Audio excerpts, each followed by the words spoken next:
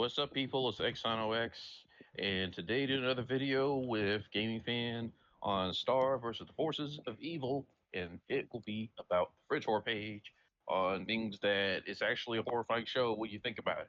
Yeah, So we want to get started with the general part. yeah. The spoilers ahead. We came to the conclusion, outside just read it, doing our own analysis. The Star vs. the Force of Evil is by far the second the second darkest show slash movie Disney ever made. Second only to the Black Cauldron. Which is saying something. Pretty much, pretty much. And it is Yeah, literally surprisingly the darkest show. Oh, my bad. I was gonna say that it's literally the darkest show if you think about it in context with the setting and with everything else that happened within the Star versus Forces of Evil's setting. So yes. Yeah, and surprisingly, it is less Sailor Moon, even though that's a parody of it. It's less of a Sailor Moon and more like House of Cards. As weird as it sounds. pretty much, pretty much, and But that's just counting one of the other aspects of it that's in the show setting itself alone. yeah, Especially when we get into the seasons of how dark it actually is when you really think about it. yeah, Oh man, I find it real quick.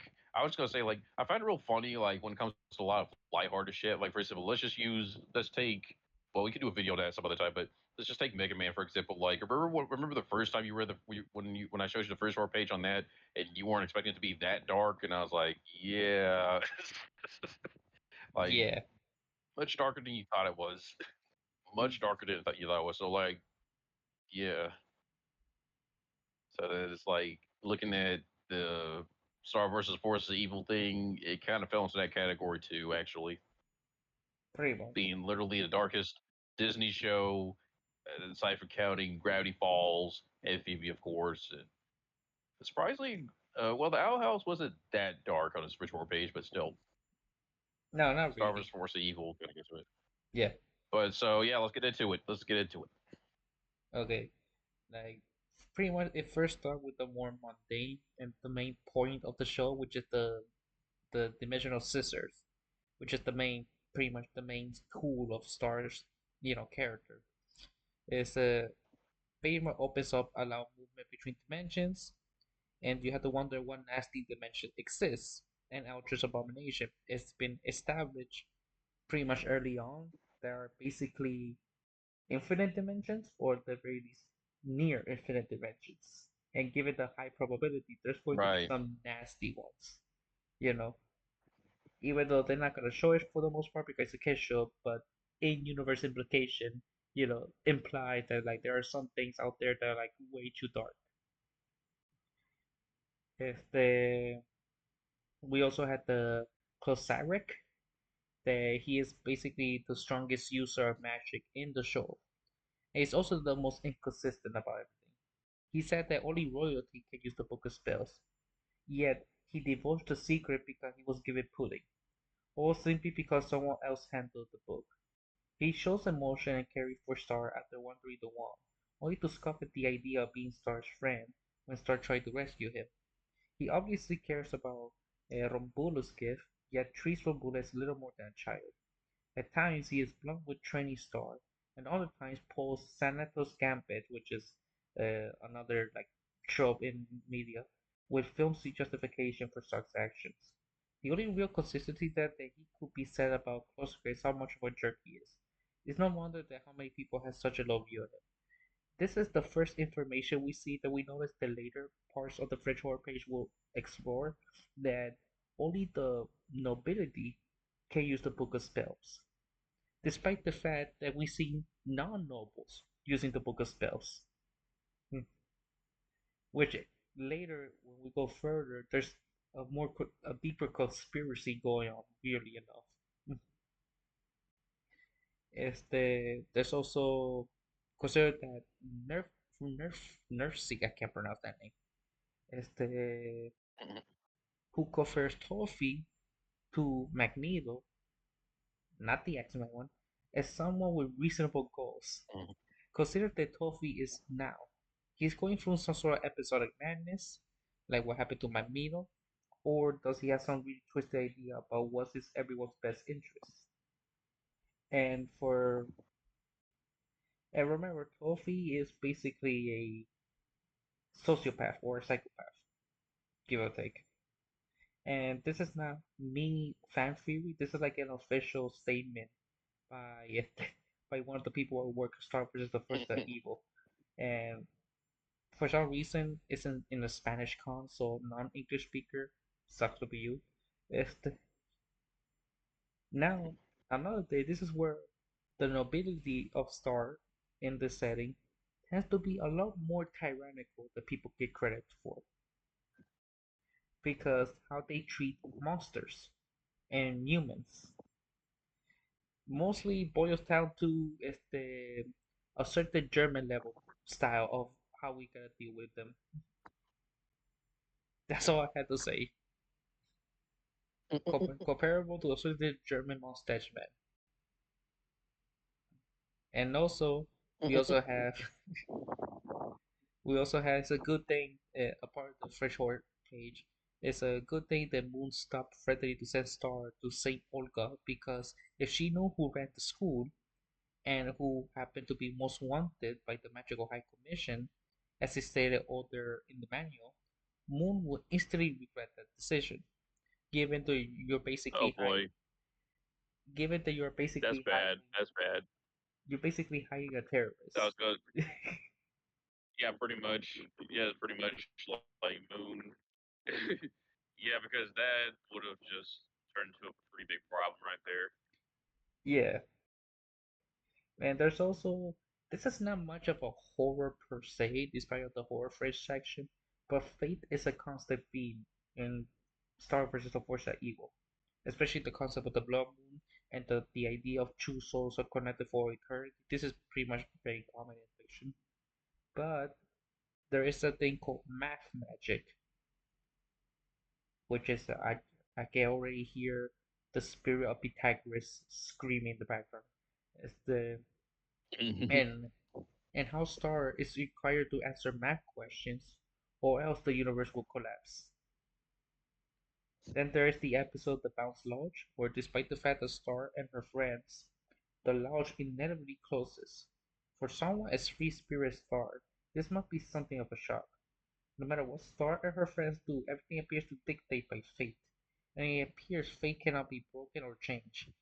And here's the fun fact: like you, the universe is inherently mathematical in nature, given the mathemagic is a thing, which Right. again, this is not a horror page, but this is like more philosophical page. Does that imply Pythagoras' philosophy is the correct one? Everything is I inherently guess so. everything's inherently mathematical. But here's the problem. What about But the more weird side of math, like irrational numbers? How do they work in this oh, setting? I have no idea. Your guess is as good as mine, man. Like this is a different setting, so I have no idea how that shit will work here. Because Pythagoras and his cult, his school of thought, believe the universe is inherently rational because of math. But because irrational numbers are a thing, is that their version of chaos? Maybe that's possible. I guess. Who knows? Yeah, but regardless, again, that's more like a rabbit hole that like goes weird esoteric philosophy territory, weirdly enough. Este, but besides the point, I after get the the postseason one. yeah, most of the students appear surprisingly content remaining to St. Olga's without miscellaneous and don't seem to worry about going back to their kingdoms. This leads to the heavy implication that they were dumped there because their parents didn't accept them, which in later seasons Oh, kinda confirms it in a indirect way. There's yeah. also Solaria's character page, which is a separate thing, has numerous entries of nothing her total annihilation spell will potentially wipe out Muni's allies, like Luciters and Ponyheads, and treat it as a potential mistake. Solaria was making due to how blinded by her extremism she was. Is it possible she knew exactly what she was doing? Muni couldn't need military allies anymore because all previously hostile monsters were exterminated by a massive spell. So eliminating the non-redundant allied kingdom that are monsters in all but name will simply leave more land free for humans to occupy without fight. Again, another example of the magical equivalent of dropping a nuke. Pretty much. With the Pacific extermination mentality to wipe out a specific group of people, which are the monsters in this case. I guess this is genocide. It is. It's not maybe it no it is. That's what I'm saying. It is pretty much that, but it gets even worse the more you keep reading. Yeah. And here's another thing. Going back to the Book of Spells. Women had the What? most power in the royal Muni marriages, meaning that marriage can only dissolve when the queen says so. Now, the show hasn't been shy about implying domestic abuse, as shown with Ludo's parents and George from Rena's chapter. Suddenly, the idea of kings having no power to end the marriage becomes disturbing to many levels, which Pretty is much. the reversal of real life examples of patriarchal societies. It's Pretty a much. it's a complete Pretty reversal. much. So, you know, in universe, given that monarchies and of royalty existed for centuries, if not thousands of years, right? There's Hmm. it's not out of the possibility they had their own version of King Henry VIII, but female version. Pretty much. There's that's not out of Oh the no, that's possibility. bad. That's not that's not out of the That's possibility. bad. You know. That's bad. That's bad. Okay. Now we go to the more season one parts. Those are like the more general, and some of them are not disturbing, with the exception of the domestic violence part of it. But yeah. Now, how Right. many people this star had canonically killed when she set Mewing on Oh fire with no. her wand? Remember, Star accidentally conjured up monsters from her wand that help start or prolong the fire. If she did, are they still alive? Oh no. Remember, she And canonically, that's not good. remember, she canonically kill people. Pretty much. Damn. You're not talking about the Disney like tradition about the main hero kills the main villain, happy ending. No, No. No. she has a canonical body count. Uh-oh. Just think about that for a second. Well, I guess Star, she's already she's already not really following through with traditional shit. She's already murdered folks and yeah. it was on screen. Well, yeah, it was on screen. Well, the fucked up part is how she kills some of them. She burned them alive. Wonderful. This is some Game of Thrones Targaryen shit. But yeah. Oh no, just wait, just get to the next part. It's just gonna get even worse. I told you this is gonna be a long episode because there's so much we have to go in and we're briefly each one. Okay, we know the universe is big, right? That's a given. If Right. the it takes about in at least in the Star versus universe, it takes about 4 years of light to reach our nearest celestial body, Alpha Centaurus. And that is around 100 to 180,000 light years across that our galaxy stretch. And the major galaxy, which is the I forgot the name right now. I just have it top of my tongue. It's 2 million light years away. Mhm. In 2014 you have the whole ultra deep field range, for which 5 to 10 billion light years away. As in, when the light begins to lead those stars to reach, as our sun did not exist yet. That's assuming they come closer side of the field.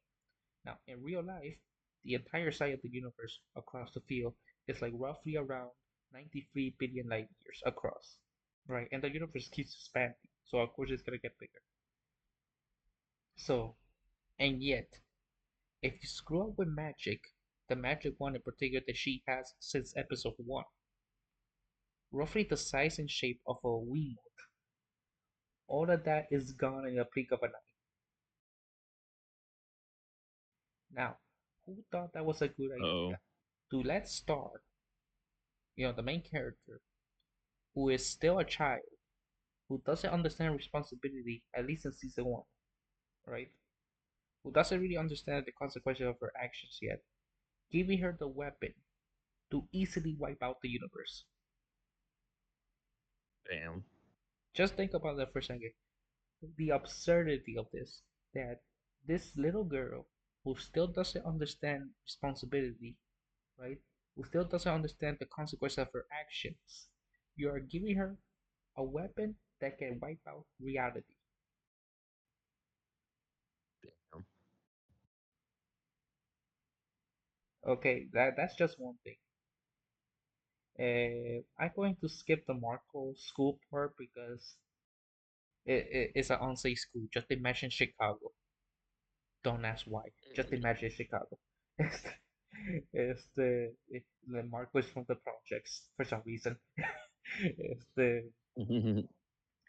Now, here's another thing. Given how powerful like Star is with her magical wand, which again is a universe destroyer, she can open a black hole. Yep. And one of the lace, And oh, I was gonna say like one of the laser puppies gets sucked in and it's never seen again. So yeah. yeah. Oh yes, and because it's been 8 puppies when they first introduced. After that specific episode, from there on, we only see 7, implying that she accidentally killed one. Oh. And again, like, Oh, and it gets worse. There's people who getting sucked into the black hole thing is at least mitigated somewhat by reappearance of the lobster monster that was pulled in to one in quest by the yeah, ultimate fate of the bonbon, the birthday clown. If a ghost gets sucked into a black hole, can never escape, can never die. The guy who was carried away by Star's enchanted butterfly monster, did he survive? He's shown in the background of the school in later episodes, so yes, yeah, Star's which is planning Earth what's to up? better control her powers, and seeing how much destruction she has caused, the reason she's on Earth is that they don't mind having another world get wrecked by her destructive powers. So basically, her parents don't mind if she murders other people. Not, Wonderful. not really. And also, that's another unanswered question. How this character managed to escape a black hole? That's a good question. No idea. Because remember, nothing can escape black hole, not even light, which is the fastest thing in the known universe. So it's like, how the Right. hell did he manage to do that? Is there a magic ability that even the royalty doesn't know? Who knows, man? That's a fridge horror in its own right. More like Yeah. head scratcher though, but yeah. Yeah. But besides that, the fact that it's basically a Star is basically this is a weird statement. Star is basically a Super Saiyan, where they sent her to a different planet, and they don't care the planet gets destroyed because of it. Much. Yeah. Now, Star knows that Princess Ponyhead can be possessive. Also, doesn't seem at all hesitant to believe that she might threaten someone with her horn. This suggests similar behavior had occurred in the past. If this is the case, how many friends the Star had lost due to such behavior? This is less of a fridge I horror don't for like where me. that's going. For me, it's less of a fridge horror, more like sadness. How many potential Yeah, friends she to could have say had. this. Yeah, I hate to say this. I hate to say this, but how you know that horse head hasn't killed someone? I mean, it has a horn. They can use it as a weapon. So Like yeah, I said, so it's more in the fridge horror tip than you yeah. think. And also If another you really thing. think about it. I may skip a little bit, but like when Star erased magic from Marco's world, right? Mm-hmm. Mm-hmm. She accidentally caused the extinction of magical ponies because they are reliant on their pure magical beings. Right. So without magic, they die. Yeah, And this is every single one of them everywhere. yes. Okay, I'm skipping a little bit, but like, yeah, So that's one example. Like, so pony has basically so so basically she committed omnicide. pretty much. That But yeah, figures. and also, Star was taught how to snap a person's neck. Oh no. Remember, she was a child. They already teaching this girl how to commit murder. Yeah, homicide. Wonderful. Yeah. And also Oscar's song, again, less of a French over, more like sadness for me personally. It's a song that appears in mute party. Sorry, I'm about to sneeze. Okay. And where it's basically about her life because she lives in a car. Uh, Even her mother boyfriend didn't do anything wrong. The fact that his clothes in a car is such a story to say point of actually being a runaway, leaving a school parking lot, which is more sad than anything. Even though they never imply that the parents are bad people, so Hmm. possibly it's like neglect, then abuse. Right. But still, yeah. There's also Mew Birdie herself. Obviously, a mutation aside, it leads to the Mew men capturing and being of the opposite sex they can find. Consider that it's similar to puberty, which is, if you remember the episode where she becomes part of, like, Star becomes a part of life herself, which, like, the purple, with the butterfly wings. I don't know if you remember that episode. I do. Kind Yeah, of. it's basically the metaphor for puberty in this series. Este, but as comment implied, not all humans return to normal. And going back to math magic, again, this weird esoteric Pythagorean magic actually seems to confirm Hmm. this. As one of the alternative universe show, it seemingly start being permanently stuck in her Newberry transformation, and she claims that it may have actually been completely sincere. Just the fact that there's a version of Star exists who is permanently stuck in this form that everyone in school was terrified of, and was able to control herself to the point that she attacks her best friend Marco because she was unable to recognize him. Needless to say, this version of Star doesn't seem likely to have a very good future. Just imagine how Star's parents must have reacted when they heard their daughter was going to be stuck that way for the rest of her life. Though the blow is lessened when you take into account that Star was solving a math problem in class, with seemingly nothing else occurring. So it could be possible that it was just physical change, and Star either retained her thoughts and personality or she learned to control the form. Which again, with other universes established, there's a version of her where she's stuck and she's basically in this animalistic state Right. where she becomes an active danger to the humans around her. But still, Yeah, but that's unfortunate. so what was Star's plan to do with Osaka if she ever returned back to normal in time? On that note, what was Star going to do to Marco if she ever got distracted by Oscar's music and decided to target him instead? Well, Star was apparently able to recognize Oscar. There was no indication she was able to do so for her best friend. Imagine Star's reaction when she turned back to normal, realized she had hurt her best friend because she was unable to control herself and didn't realize what she was doing. Was Star actually aware subconsciously what she was doing? She seemingly acts like a mindless animal acting on primal urges, but the fact that she recognized Oscar made that there's still semblance of her old self there, and she simply remembered what happened after she turned back to normal at the end of the episode.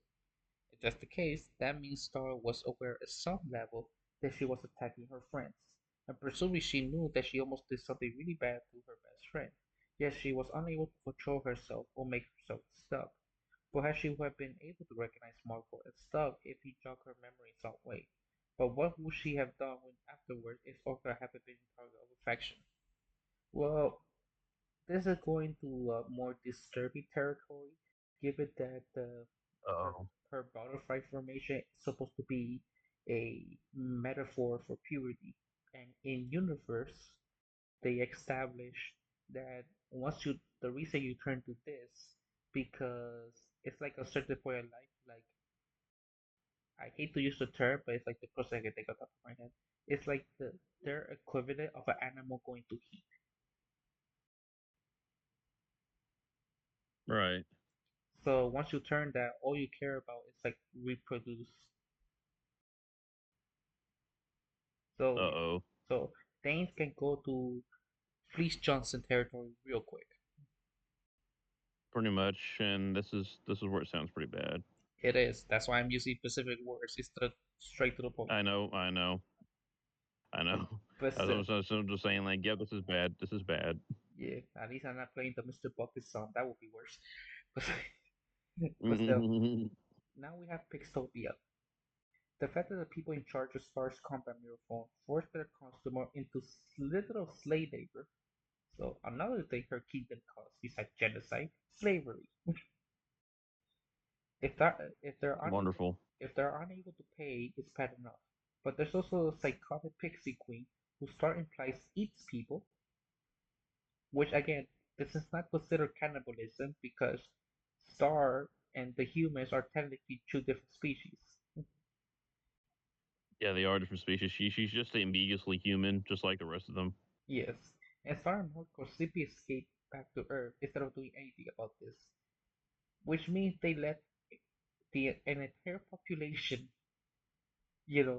become food for the pixie queen. Later in the episode revealed that the combat mirror phones are common thing in Muni. How many people ended up enslaved or killed when they visit Pixtopia, or to refill their numbers when unable to pay. Pixtopia is the only dimension in the entire series that doesn't accept Earth money for currency. This seems like a very odd detail. It could be that Pixies use a different currency on purpose so they can enslave and eat people. They don't know this detail. How and why are these people allowed to be in charge of phone plans? Even weirder, Star apparently doesn't know that Pixelgia doesn't accept Earth money, yet she does know about the Pixie Queen. Since Star was never visited Pixelgia before, that means the Pixie Queen's nature is well known enough on Muni that people aren't warning each other about her, yet they still choose to go through the dimension for their phone plans, which is another crazy thing. Which is they know Stupid. they know there's an entire society controlled by a cannibalistic monarch, right? They're technically not cannibalism because I already established this, but let's use the word for the sake of it. Right. If they are well aware that she eats other people, other sentient beings, they do nothing about it. They let it happen, and they actively collaborate with it because of the phone plan, which means Star and her family are complicit of this. Again, another list of war crimes we get added. Este, now, now we talk about Tom. At the first seems unlikely to if she ever got angry at Star because of her nonchalant attitude. But Marco actually serves valuable info here, and I quote: "Due to the lines, Marco, don't karate him. This is Tom, demon ex-boyfriend Tom. We know that Star has told Marco about Tom before. When Marco is told that Tom is inviting Star to the ball, Marco tells her to never go to a secondary location with a predator. Again, clarify, it's not what you think it is. Since Tom hasn't done anything wrong by the time Marco says this, it seems Marco knows something about Tom that we don't know, which surprisingly Oh happens. no, that doesn't sound too good. Which surprisingly happens a lot in the That don't show. sound too good. Yeah. Also remember that Marco has A in psychology, which means he probably studied domestic abuse and how it runs in cycles. He has witnessed his best friend potentially getting back into that kind of relationship with a dangerous demon who has a hair trigger temper, who has said best friend who is an idiot hero. No wonder Marco, the properly paranoid safe kid, was so upset at how Star didn't even want him to come along to make sure she would be okay. If they adding on this list, Star chose out Marco for not trusting her judgment even though he meant well. As seen in the final shows, however, during one of the few times Marco can help her due to being held hostage, Star's judgment and lack of battle strategy nearly leads to Marco getting crushed, and the one getting destroyed, which we gotta talk about that later. And Marco was proven right. Yeah. And adding to this earlier in the episode, of course, Star judgment regarding the adventures for a sandwich was certainly bad, and would have been lethal if Marco wasn't there. Tom's definitive character flaw is his inability to take no for an answer. He used pyromancy to stop Star from walking away, aside from the time when he loses his hand, which hurt, and when the blood moves selects Marco. It's been shown any man only when Star doesn't want to do something that he wants to do. Imagine how bad of a boyfriend Tom will be when he's older. On the plus side, he's in therapy and working on it. Well, that's mostly in the epilogue, Of where it's like course, he redeemed himself, but for the most part, pretty much. even though he was part of the main crew, right, like part of the main cast, he was the Hmm. least trustworthy character of everybody. Mm. Pretty much. Pretty much. Now we're going to the reform school, or I would like to call it as the concentration camps, Pretty much. because Concentration school. literally, basically the closest parallel is again a weird comparison, but given what we're gonna talk about, it's basically the how Americans treated Native American when they sent to school, quote unquote. It's basically that. The fact that so many princesses are sent to be brainwashed by, say, Olga, another war crime on the list. The school is very upfront about what they do to strip their student of their individuality.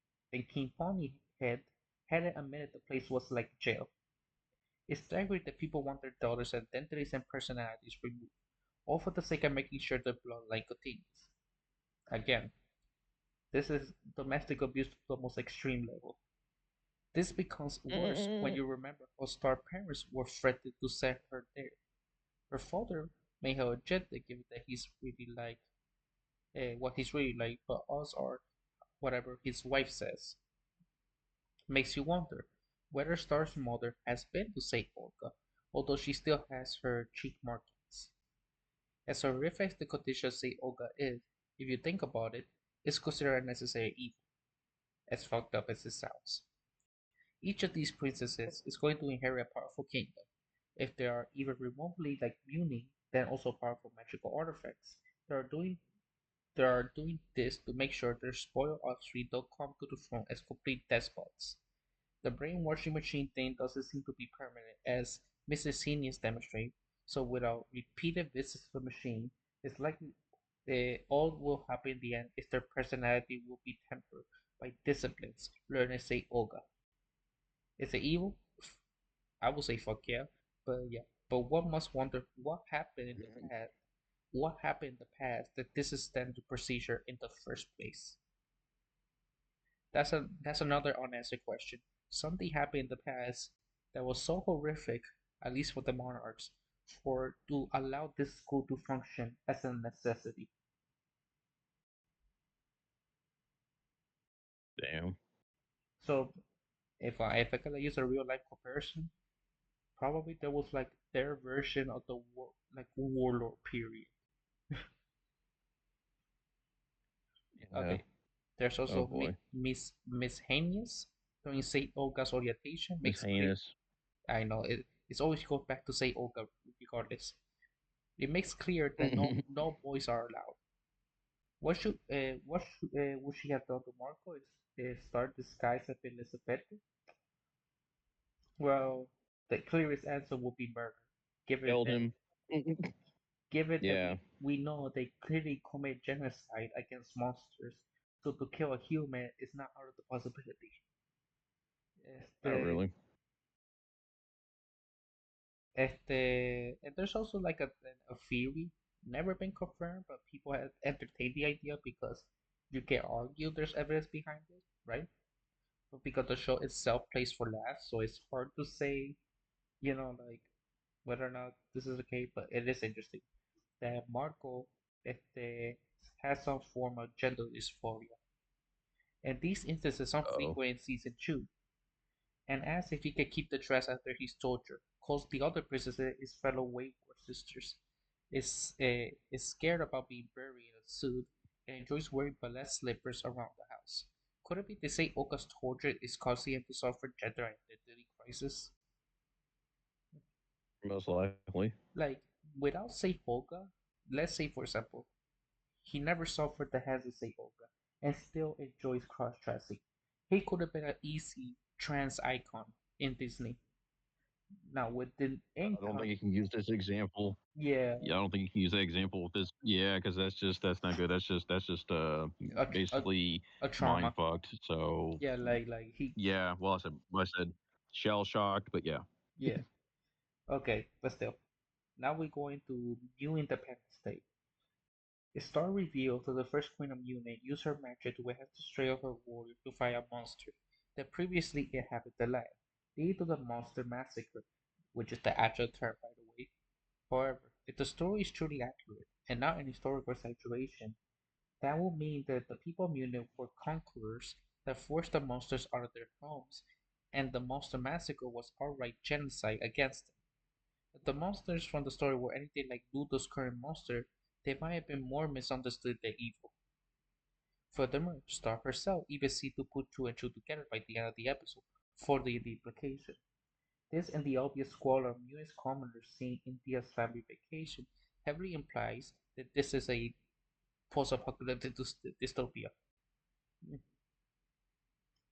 So just imagine yourself as a monster in the Star Universe, living your life just fine, right? And basically how my ancestors felt when Christopher Columbus arrived. That's basically what it is. I swear. It's like, oh, look at these strange people with white skin. I wonder if they want to be friends, and then genocide happens. Oh Este, boy. Consider that the humans are in the dark ages in terms of technology, but the depiction of the monster infested mutant has telephone poles. It's likely that a monster had modern day society before the mutant invaded. This will explain why they had technology like wristwatches and why stars knows what skinny jeans are.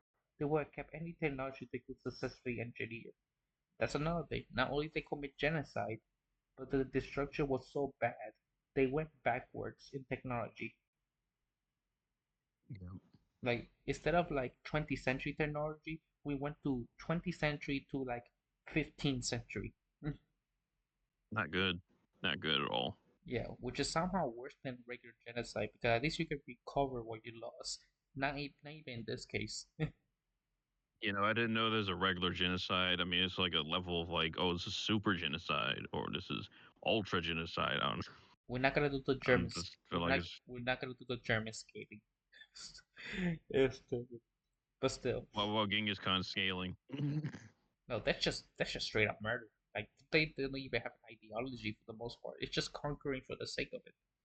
Este, Well, then there you go. yeah.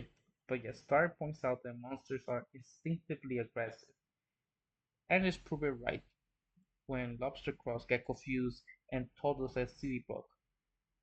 Newman Conquers pop-up books show the Newman continued to massacre the monster even after they gave up, which is a war crime. Going so far as to burn down a forest the monsters were running into. There's a stern possibility that only the aggressive monsters survive to reproduce, which imply, again, all the monsters who are more passive in nature were all annihilated. And the reason all the monsters we see are aggressive because only the aggressive ones survive the massacre and reproduce. Wonderful. So she can't. So when Star says, "Oh, monsters are instinctively aggressive," it's not her being racist. She's just referring to a specific group that survived. Right. Well, that wouldn't be racist. That'd be speciesist, actually. Technically, yeah, but you get my point. Yeah. Also, we also had Tofi, as he and Luthor Lamp's chat, has gotten the monsters close to the wand and succeed in destroying it, which is apparently what Tofi wanted. It's fortunate that he came towards the end of the season when Star was more accomplished at using the wand. How much sooner would he take his quote if he appeared and kicked Ludo out when Star just has arrived on Earth and was more inept with magic? Like, well, the easiest answer was achieve his goal a lot sooner, probably season 1. Este, Right. Luthor tried to buy back Buff Frog's loyalty with the tadpoles, but not many people consider the consequences of the egg theft because if biological parents of the eggs are alive, then Buff Frog is going to face a custody battle or he will be in charge as a complicit for kidnapping. Yeah, if you don't know what he's referring to, he just kidnapped little babies. Just, Yeah. That doesn't just, sound too good. just saying that. That doesn't sound too good. That doesn't sound too good. Yeah, there's also Mr. Mr. Can. Candles. Want me to do next one? Want me to do next one? Yeah, sure. Okay, Mr. Candles is revealed to have teamed up with Tom in order to get Tom and Star back together. And Marco decides to pretend to be Star's friend with benefits. Okay, I can't believe they actually did that. And was supposed to be a kid show, but whatever. Causing Tom to kidnap and torture him. Since Tom did this after believing that Marco is too big for a threat to ignore, it makes you wonder what he's done to Star's previous ex-boyfriends if she's had any after him. Oh boy, that actually is very hard to think about. Oscar came out of the guidance counselor's office unscathed because neither he nor Star mentions their ongoing flirting by phone and music on Oscar's part. Just what would Tom have done to Oscar if Star had mentioned that she was crushing on him? Would he have stopped at the cold blood torture? Or had done worse? If I had to guess my experience, done worse. Also, Star came very close to mutilating an innocent, harmless mermaid, who she apparently knew given that she refers to her by name during her apology after Marco stops her. That does not help, actually. Okay, she learns how to kill people in the young age, and apparently she knows how to torture somebody. Okay, this sounds pretty terrible. She's starting to sound like a villain protagonist, actually. Pretty much.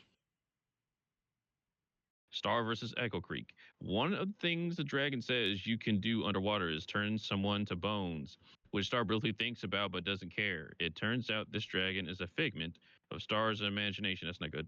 Trying to convince her she didn't screw up. This implies that deep inside Star has the urge to murder. Oh no.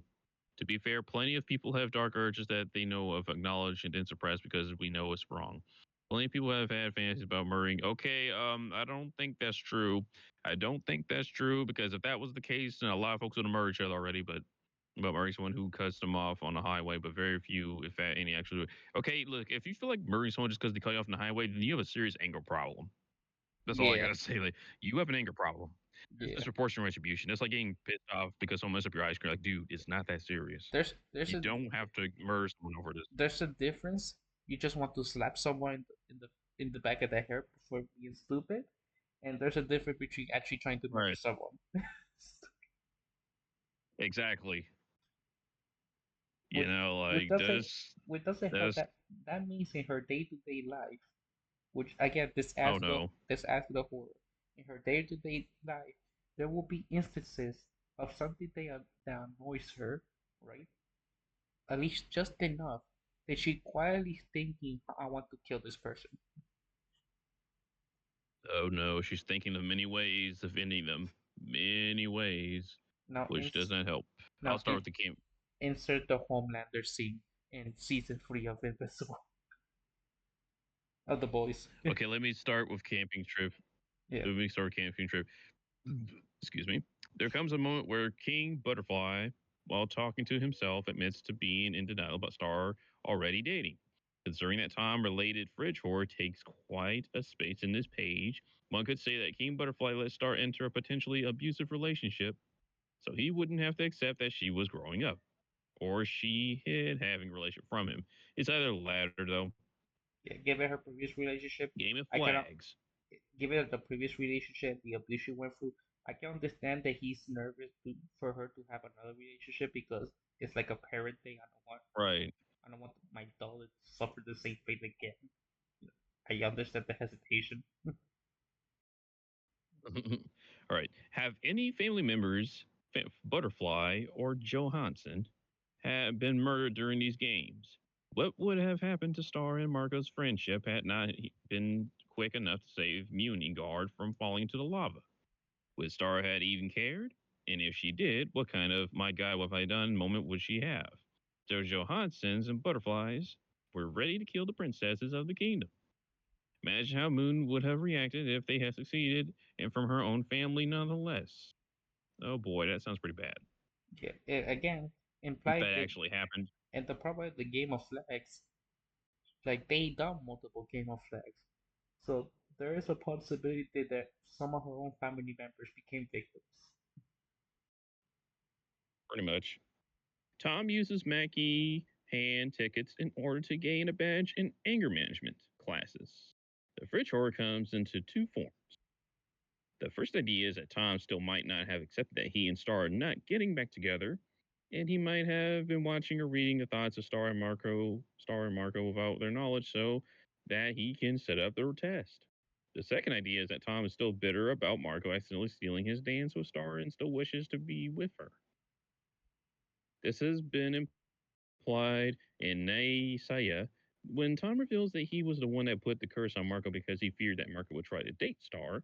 He says that this was done after the Blood Moon ball. But when he said that part, it was definitely hypocritical humor. He says that he should feel more insecure about not asking anyone out since the dance, but it still implies a fridge horror because it sounds like Tom still hasn't moved on from Star and has made no attempt to ask any other girl to go on a date since the dance. Also, harsher in hindsight, in that Marco wouldn't talk to Jackie in the first season for fear of saying the wrong thing. Come naysaya, and he does just that thanks to the curse. Was Marco aware subconsciously what Tom had done to him after the blood moon ball? That's And more that's a like fridge a horror to think about. less horror and more petty. But yeah. Spire with a top hat. It's revealed that the spells that Star cast have physical forms in the wand. And in the first episode of the second season, the unicorn is revealed to have mutated because of the wand being cleaved. If this episode is canon to the series and set in spells point of view, you might have to think about how the wand being cleaved has affected them. We did eventually find out into the wand that the spells become heavily deformed and incapable of action. However, Toffee's finger was in the wand as the thing that didn't belong. It might mean that the spells could still be affected by this. Running with scissors. Don't do In it, Marco's kids. situation, not only was he trapped in another dimension for 16 years without his friends or family, but the final scene makes it clear that he still retains all his memories of his time in Hikapu's dimension. He is now a 30-year-old man trapped inside a 14-year-old's body. That sounds odd. Surrounded by people who are effectively complete strangers to him now. He's also now dating Jackie, which means he's a young looking adult dating a. Hi, Oh no. I'm Chris Oh Hansen for no. ABC Airlines. Oh no. Oh no. Oh no. Okay, you can play it. I wish you could play that clip I just showed you with the hell no thing I because I'm think using that as a I meme don't now. want Like, I don't want to get copyright, but yeah. I don't think you'll get copyright, but okay. I'm not going to say that last sentence. If the live chats and or information they give are considered canon, this mitigated by the memories starting to fade as soon as he got back. He still has them, but most are hazy on the level of childhood ones. There's a little lasting effect on his development unless something makes him remember more clearly. How many people in Marco's situation have died trying to get their scissors back from Hikapu due to year inside, hour outside qualities of or dimension? And adding on to that, what were their family's reaction? What if Marco reached advanced age instead of inside Hikapu's dimension and died because of it? His parents would have been heartbroken, and considering how angry Star was at Toffee for kidnapping Marco, oh, I already know this is going at that last part. Dot dot dot. Yes. Oh, Go well, on. that's bad. Marco asks Hikapu to look after his beloved dragon bike nachos for him. If time passes by so much faster in Hikapu's dimensions, will it be dead by the time Marco is old enough to return for it? Or best case scenario, oh great, I don't like this is going. Have waited for him hundreds of years. Hikapu is shown to hold contempt towards Marco and humans in general. This implies humans hold prejudiced views toward not only monsters but regular humans as well. Worse, season 4 shows that humans were directly descended from Earth humans, so their prejudice doesn't even hold any weight. That doesn't sound too good. Hikapu, as old as she is, most likely knew this fact and still holds contempt towards humans as a whole. Wait, That's just weird. wait. So my joke about cannibalism is actually correct. Oh crap! So maybe that's not too often. What So do you know? there are cannibals. In a Okay. Mm. basically in a roundabout way, Romulus was kind of right about Star being responsible for the frizz. If Toffee is responsible for the frizz, as might be the case, and it's only because he's using half of Star's wand to drain magic from the universe. This is only possible because Star willingly cleaved her wand, and he put himself in the dark half. So in a way, although she was manipulated into it, looking at metaphorically true, Star is responsible for the frizz.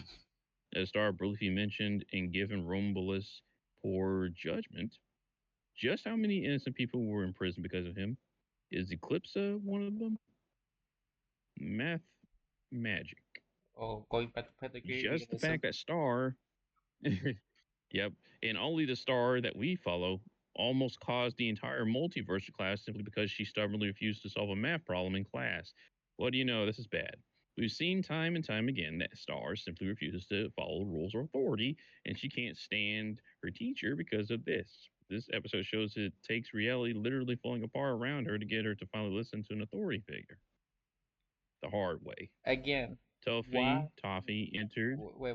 Oh no. Again, Go ahead. why you are giving this child the device that this will destroy reality? I know. I know it's a show, I swear. but in universe, Still. the king and queen, are you fucking stupid? I mean, the answer will be yes, but like, are you fucking Yes. stupid? To answer that question, Toffee entered Ludo's wand, and his finger was in Star's cleave part. He was able to take over Ludo when the latter read the forbidden page. And in the page turner, while the dark magic was a no sell on Star, it corrupted Marco. If Star had removed Toffee's finger from her wand, would Toffee have possessed Marco? Glossaric reveals that he no on no one side, and Rumble said that Glossaric is the most powerful magical jerk in the universe. How exactly are he and Toffee going to ally?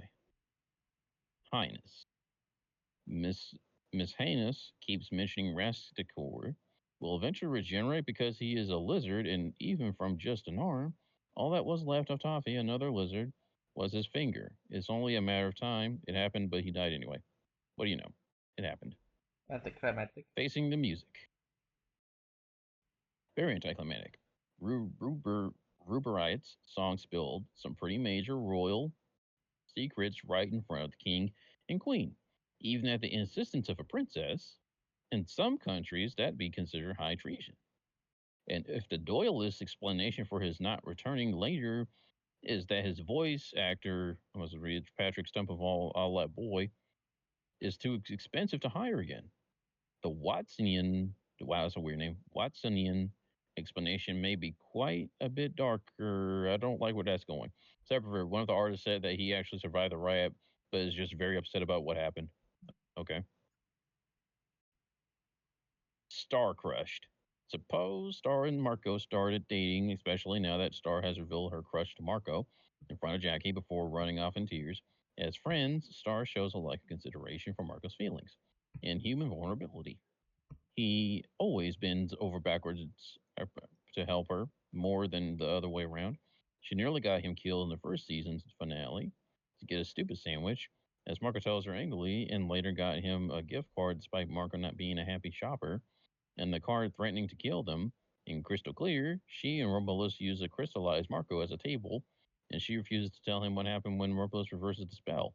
This relationship dynamic is not healthy, and it hasn't really improved. How long would they last as a couple before their former friendship sours? When Star Publicity confesses her feelings to Marco, Jackie doesn't say anything or do anything, just silently giving the 1,000 yard stare. No one wonders how her reaction will be deceptive in the next season. Will she become a broken bird who becomes distrustful of Star, or will she reach her breaking point and have an argument about Star since Marco didn't tell her about Song Day? Will she become furious with Star out of jealousy or for abandoning Marco when he needed his friend? Toffee ominously announced to Moon that he's coming after Star for his finger. While in actuality, he just buys his time until Star comes to him. Well, if he had decided to go to Earth himself to get it personally, he already kept Marco hostage to manipulate Star into doing what he wanted. And he had the opportunity to do so with Star's entire class if he had showed up.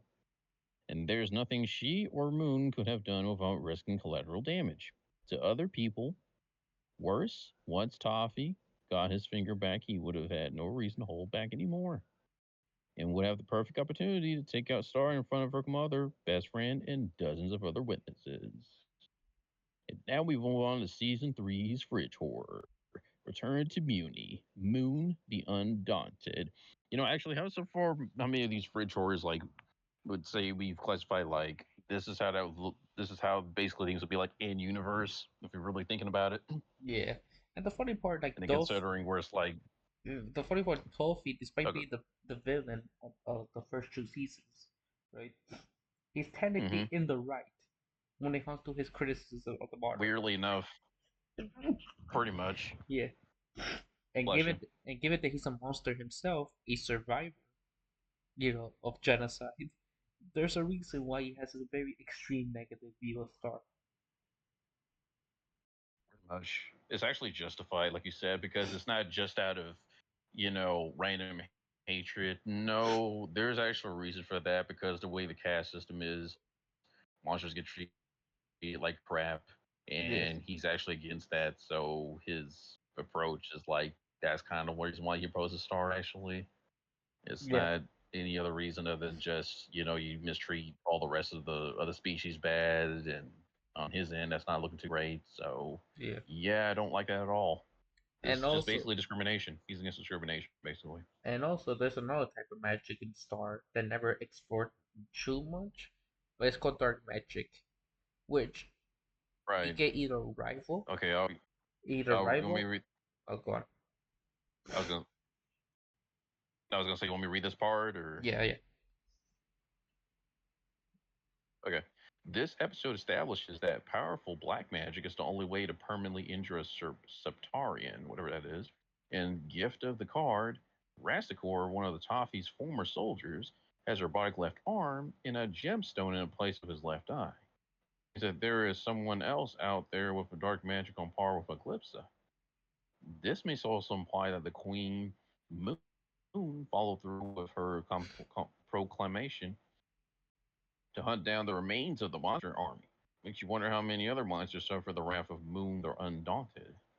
There is another interpretation that also counts as a brilliance. Rasticor's regeneration is slow, meaning he could have lost his arm and eye during a bounty hunting mission, and the prosthetics were a temporary replacement. Something very interesting to note is that the spell Eclipse gave Moon caused Toffee's finger to disappear in a haze of magic. Because of this, he wouldn't have been able to recover his finger to put it inside the wand when its cover had opened after Star used the whispering spell for the first time, like many theorized until now. So the only other possible way his finger could have got inside the wand in the first place was if it was Eclipse's spell that put it there, putting the deal between Moon and Eclipse in suspect. Eclipse's arms show markings, suggesting she didn't just invent but use the spell if the spell puts the creatures killed into the wand. Who else is in there? The treadmill warn. The oh, treadmill Warnicorn, any number of. The Warnicorn Stampede is an established spell in the spell book, after all. Heck, any spell that produces a sentient temporary summoned creature could be summoned someone's soul or hated foe, but unlikely she'd use the darkest spell for just anyone. That Eclipse devoured. Of course, it only took his finger and was meant for his heart. If it worked the same way, that means it would rip only his heart out and prevent him from regenerating, if not fatal. It would certainly keep him from doing anything without necessarily putting his entire body in the wand. When Toffee makes his first appearance in the episode, he is coming out of a tent made of skulls, and his shoulder pads are skulls too. And judged by their shapes, and they are mutants. How many mutants did he and his group kill?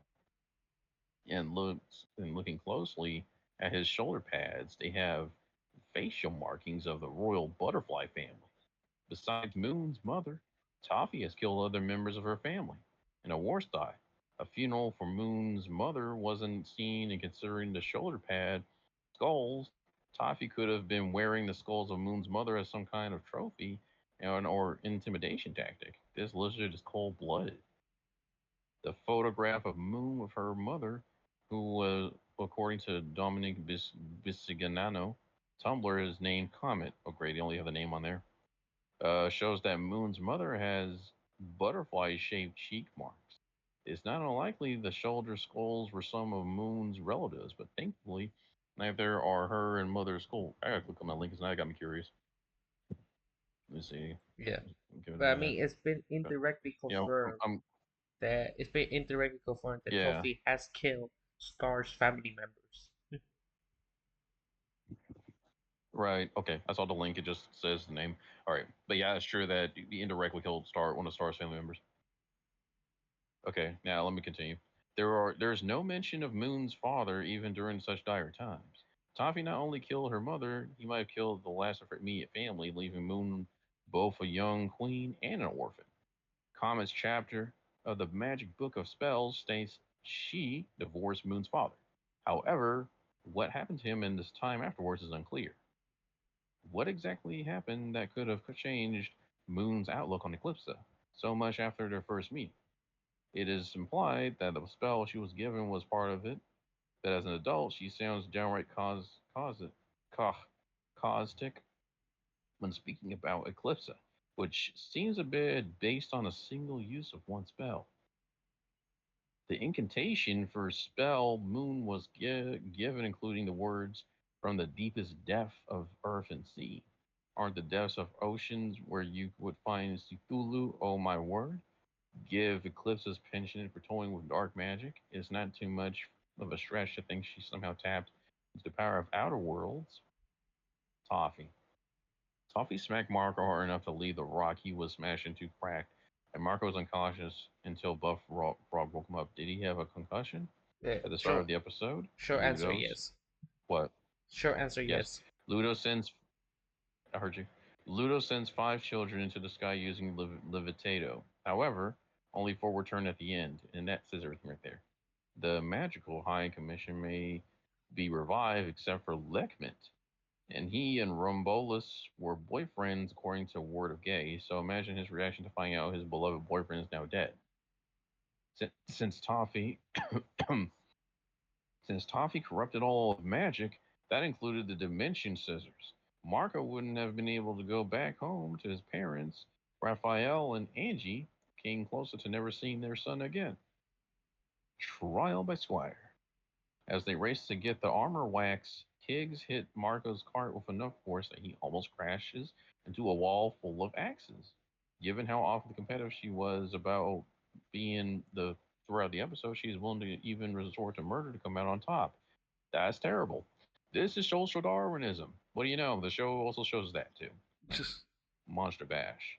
Meteora's entire backstory is this: her parents were taken from her without even a fair trial. She was hunted and persecuted for being a human monster hybrid. And St. Speciesism. Olga's erased her, yes, her identity and kept her brainwashed and crazy for hundreds of years. And on that same note, what about Eclipse's perspective of all this? From what little we've seen of her so far, Eclipsa has never mentioned having a child, not once. This could mean she's either a Stepford Smiler from being separated from her daughter, or perhaps her memory was erased by herself or someone else, and she forgot she even had a daughter. Either way, how is Eclipsa going to react when she finds out about Meteora and what happened to her? Mina's attitude towards monsters, and her wanting to maintain a status quo feels like something an old veteran of a war would probably do. She's a lot older than Moon. It's shown that she was a part of the War Council back in Moon and Undaunted, and apparently hasn't aged a day. And like some shell-shocked veterans from old wars, she may have never mentally left. Which, if she was just rounding up innocent monsters now, imagine how many more monsters she has been doing this to in between the time we last saw her. Mina says Meteora is the most dangerous monster in history, while Mina is decidedly not sane. It's not entirely likely to be the case given just who Meteora's mother is. If Mina is right, then that means Meteora is potentially more dangerous than freaking Toffee. Think about that. Toffee. I mean, that's unfortunate to think about when you realize that, where it's like, I guess they really are up the ranking if you want to put them in the most deadliest. Yeah, I give it that he was And that basically the certainly big changed. bad of the entire series. I mean, only the first 2 seasons, but even this after season 3 and 4, where he wasn't the main villain, he was still a bigger threat than the later villains. Pretty much. It always seems odd that someone would be named something as obviously evil as Miss Heinous. That's an odd name. Even in the over the top world of wait, Star what's the versus the acronym? Forces of Evil. SBTFO. Yeah, I was gonna say that. with the revelation that she is actually Eclipse's half monster daughter, and that her name was originally Meteora. It's extremely possible that the Mumins, or maybe the Magic High Council Home Commission, renamed her Miss Heinous as a reflection of what they believed her very existence to be. Confirmed and schooled when it is shown that Heinous is appropriate appellation given to her by Saint Olga when King Shastakhan denounced her very existence. Heinous feud with Marco just became much more dangerous for the latter. Not only could she be incredibly dire threat by merit of her monster half, but she's also butterfly royalty by birth, meaning it's possible for her to learn how to use incredible powerful magic without the need for focus like a wand. Realizing that Globger, Meteora's father, was literally one room away from Star, meeting others during her nursery confrontation. And also, uh, this Holiday all oh, special. Oh, go ahead. this all could have been prevented. No, go ahead. This all could have been prevented if they Hmm. treated her like a person. Ironically enough, we're going. This is one of those things. It's a shame, isn't it? Yeah. This is what happens. We don't have restorative justice. You know, the only problem with retributive justice, it never asks questions. It never tries to understand. It just attacks, destroys, label, and moves on. There's never Mm, any balance between that. So, Fable. yeah. Holiday special.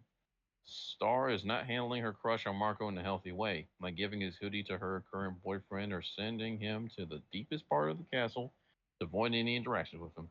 In this episode, we have been given other hints of this very discreet way. There's only one way the all seeing eye would know what Marco had said to Jackie when she broke the vase. Star used the spy spell on the pair more than once. Oh.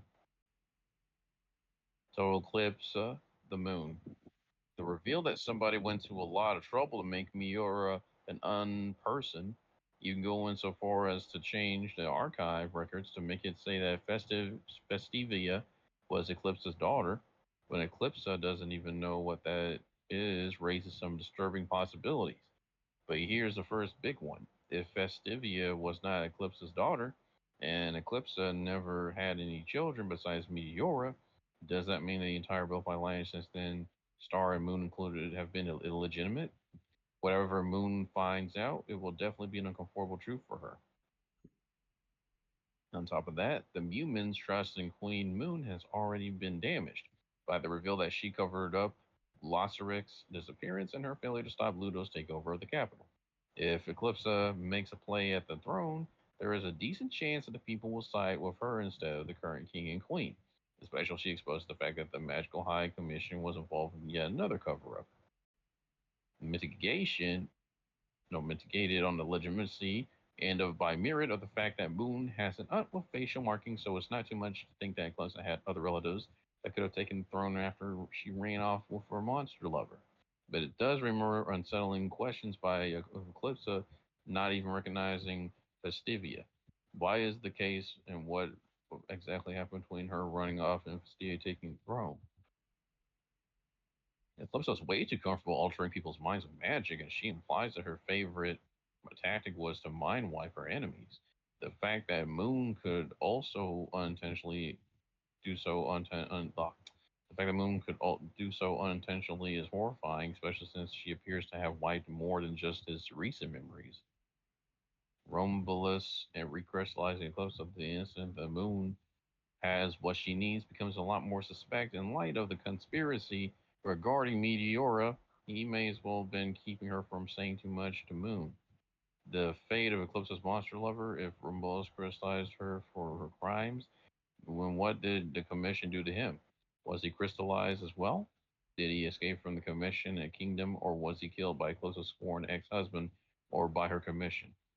Damn, And there's a also, lot of shit. You weren't this lying. this I is was the gonna say you weren't. revelation. Go on. I was gonna say, I was gonna say you weren't lying when you said this is like a political horror.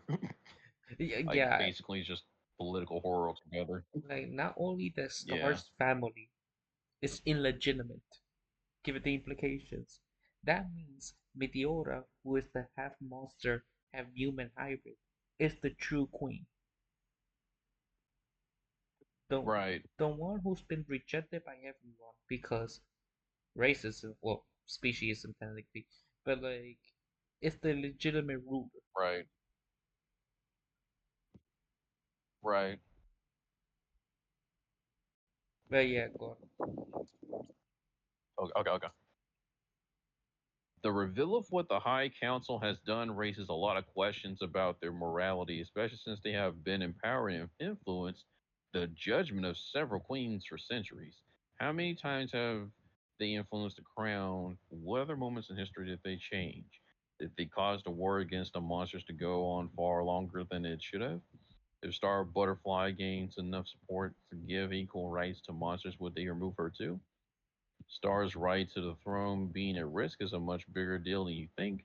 Star's goal is to have a future where monsters and humans live as equals, and if she doesn't become queen, she won't have a chance for that future happening. After seeing how horribly bigoted the High Magic Commission is, one has to wonder about the late Mechmit. Was he truly a compassionate character, or was he only compassionate towards his fellow High Magic members and, and humans? What were his views on monsters? Well, then that would just make him tribalist in that case. on. Is another mystery. Now that we know demons are considered monsters, but Tom's royal status grants him better respect than other monsters, we're going to have to think about what the result would have been in Starfari if instead of Tom, it was another demon the shopkeeper called out. He slash she would definitely not be spared the racist shoekeeper's wrath. The royal species shoekeeper, but that's besides the point. Marco Jr. It's revealed that Angie became pregnant. Wait, what? It's revealed that Angie became pregnant after Marco left for Muni. Okay, wow, we're doing this, and it doesn't sound like a kids show anymore, guys. I'm just saying. Hi, I'm While Chris everyone is Hesse. happy for them, this is pretty much. There's still a level of discomfort about the whole thing. First of all, when Star comments that there might be a place for Marco Jr. in Muni's Royal Guard, Raphael responds that her stealing away on one son is enough. Later, Angie comments that their primary reason for having another baby was because they were lonely without Marco around. First of all, how could Angie or slash Raphael secretly resent Star for taking their son away? Second, if their response to Marco doing a reverse foreign exchange program to Muni was trying to invoke babies, make everything better, it's a good question and probably not one to find out. Schooled. Saint Olga again. Offhandedly mentions that there were other robot nannies like her, so this means that other babies were raised just as abusively as Meteor was. Or St. Olga could be lying about there being other robot nannies so she could emotionally manipulate Meteor Heinous into being guilt tripped. For all we know, St. Olga was programmed to say there were others. The fact that somebody programmed a robot like St. Olga, an emotionally abusive abomination designed to brainwash and demean a child. Food for thought. Moon wanted to send Star to school modeled after said abusive robot nanny. This school robot it was named after turned Meteor from a wide-eyed sweet girl into a mentally unstable mess. Imagine how Star or Ponyhead would have turned out if they had stayed at the school. Kind of raises questions of whether the school really is good for princesses in the long run, even the truly wayward ones. In fact, Meteora may be a prime example that St. Olga's brainwashing treatment only exacerbates princesses' unruly behavior with psychological issues to boot.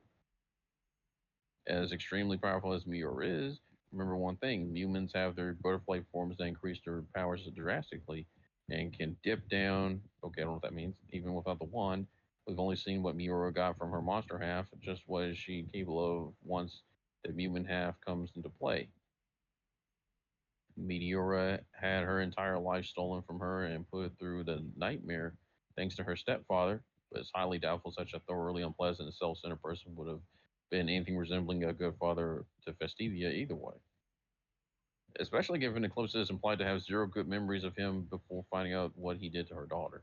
Even if her father was the kindest and most loving parent in the world, which, as stated above, is at least very unlikely, Festivia would have lived her whole life without a mother, just like Miura. But at least Miura didn't even know she was missing a real mother.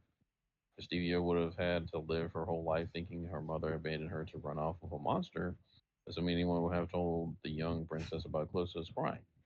At best, Festivia thinks her mother ran off and never loved her. At worst, she thinks Closa died before she ever got to meet her. Booth buddies. Star and Marco's kiss is already uncomfortable to it by an ultimate karma Houdini. But then you realize Star was manipulated into cheating on Tom. Besides the emotional damage she and Marco are sure to suffer, think about the fallout that could ensue from people who don't buy that Star and Marco were manipulated. Marco could be accused of trying to steal the throne or ruin Muni's alliance of Tom's kingdom or other things. Tough love. The way Miura reacts in the closest words imply that Miura has never heard the word love directed her way her entire life, or at least heard it a few so times. Eclipsa doing so shocks her to the core. Is it any wonder Miura's psychological and emotional mess? Queen Moon fleeing into the realm of magic, while apparently on autopilot in mutability mode is a lot scarier when you read the Magic Book of Spells and learn what happened to Queen Supina. The strange she got stuck in the mutability mode somehow is for the rest of her days wandering the multiverse. That's something that could very well have happened to Moon. Conquer. As pointed out in Fridge Brilliance above, Star might be currently corrupted by the taint Moon washed off her hands, having splashed a bit of it directly into her face. In fact, despite both her arms being visually clean, Moon is still leaving tainted imprints on stuff she touches. And as seen earlier in Divide, those hands imprints actually damage the touched objects. Taking into account that last part, remember that Moon left imprints on the mysterious board up well her and Star came across. That thing is not going to last long, and whatever behind that well is soon going to be exposed to the realm of magic and vice versa. The poor baby young unicorn that Moon threw into a magic stream is never come to his home. Both Star and Moon have been shown to be able to swim down the stream, so it's possible to return. But if the unicorn never did, what would happen in his mental state after leaving the realm of magic? Would it be mentally unstable after being cured of the realm's brainwashing? Would it even remember the realm of magic, or would it feel like a vague urge to return home? Now that we know Rumbulus crystallized Eclipse's monster lover, it's clear from his facial expression that he's not going to be happy once he gets out. What if he decides to go on a roaring rampage on revenge and Eclipsa has to fight him? The only reason Meteora survived is because Star willingly gave Meteora her magic. It's highly likely anyone would do the same for him, which means that Eclipsa might have to kill her beloved husband. Oh boy. Race relations between humans and monsters are probably even worse than they were after Monster Bash. A giant half monster caused great destruction to Muni, the one monster expert that could have helped left the kingdom, and a feared monster from a past that may return. Star will have a lot of work to do. While everybody who had their souls sucked ended up returning to life after Miora's defeat. Some of the victims were floating really high in the sky, and now they're going to have a painful fall at the very least. The incantation for the spell intended to kill Meteora is Black Velvet Inferno. Seeing as there are no flames present, that last word is most likely in its Italian form, the meaning of which being hell, that's where Calista was sending her. Oh boy. Which again All right, you want to indirectly confirming how exists. basically, you want to start Yeah, with the season 4 yeah, one the or last one. Yeah. Seahorse did okay. undergo a demonism to make him tamer and former rehabilitation. But Seahorse post-demonism still has rather questionable morals, hacking everyone's combat so that people can watch Ponyhead's broadcast. Go to show how flawed the process is. It is one to wonder what kind of person Seahorse was before. If There's also the King and Queen's Spider-Bite claim they did dislike Eclipsa because of the actions of her husband, who devoured their distant relative and Eclipse's ex-husband Shadowscan during his rampage. However, according to the Magic Book of Spells, Grobborg was crystallized by Romulus as he was defending Eclipsa and Meteora from the Magical High Council, and Shastakhan has shown holy disgust for Meteora after Eclipsa was crystallized, shortly before giving her to Saint Olga, meaning Shastakhan was alive after Grobborg was crystallized. This raised the question, what happened to him? His death is still blamed on Global, where he doesn't seem possible. So what really became of him, which is another unanswered question. Going back above, where the high magical castle has historically been manipulated behind the scenes, we don't know what the true story is. Yeah, that's the oddest part. We probably never know ever again. In the end, the episode of Out of Business, Guest Fight closes down for good, vanishing from existence after Marco buys his swatted. So what happened to the employees, the good brain customers, and all those Marco clones? Probably dead. There's also Definitely dead. Tom was going to remove Star's ability to consent in their relationship using the blow moon. It only took him until now to admit that says he thought Star knew, also he says, was hoping that the curse wouldn't work. Again, this is going to like Predator Hmm. territory, but yeah.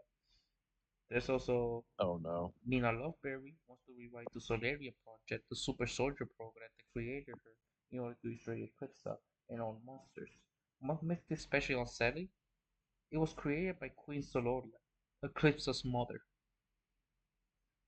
While time traveling, if Mm-mm. the cross score is shown not only giving the first human settlers the royal magic wand, what they were all under the influence of the realm of magic, but he takes Meteora to dip down and separate past Toffee, seemingly commenting Toffee's hatred for humans and magic in the process. So they create their own problem. Though they create their own villain Damn. by accident.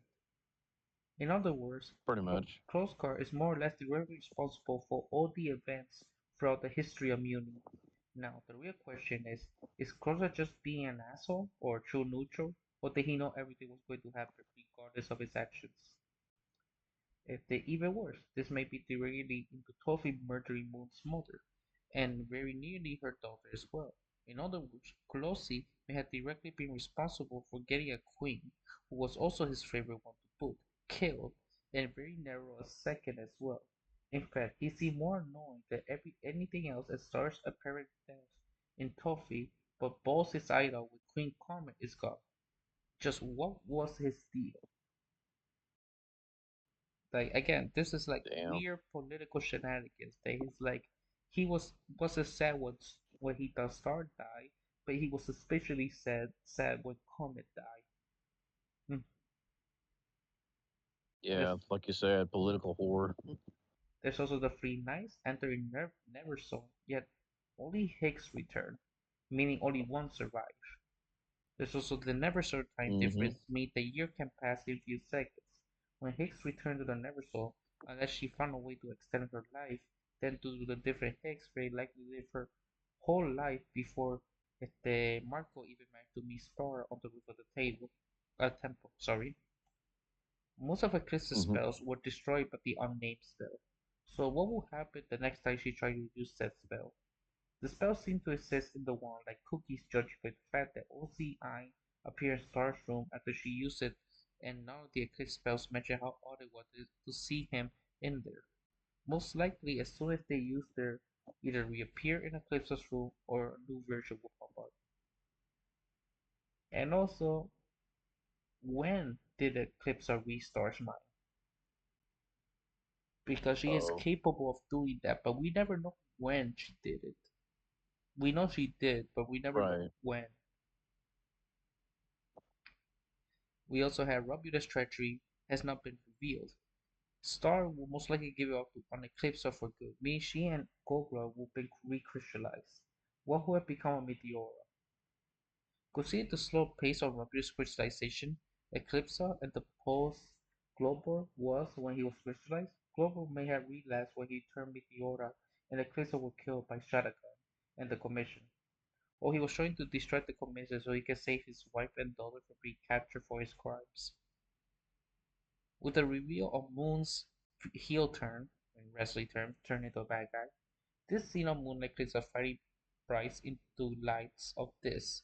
Has Star and Marco arrived a minute too late? If Eclipse had completely resisted on standing down, the truth had come back and saw Eclipse dead in the hands of Star's mother, and Moon's irrational hatred focused on Eclipse what made her to be just like Toffee, who did the same to Moon's mother. Again, repeat the cycle. There's also some Mhm. fringe sadness regarding how humans living on Moon and Reaper's Village became part of Mina's Solarian army. Well, it's not a shocking since humans living there made it constantly clear that still don't like monsters or Eclipsa's changes. It's the story to know they are willing to join Mina's crusade to overthrow Eclipsa and destroy all monsters. Este insert German mustache man here.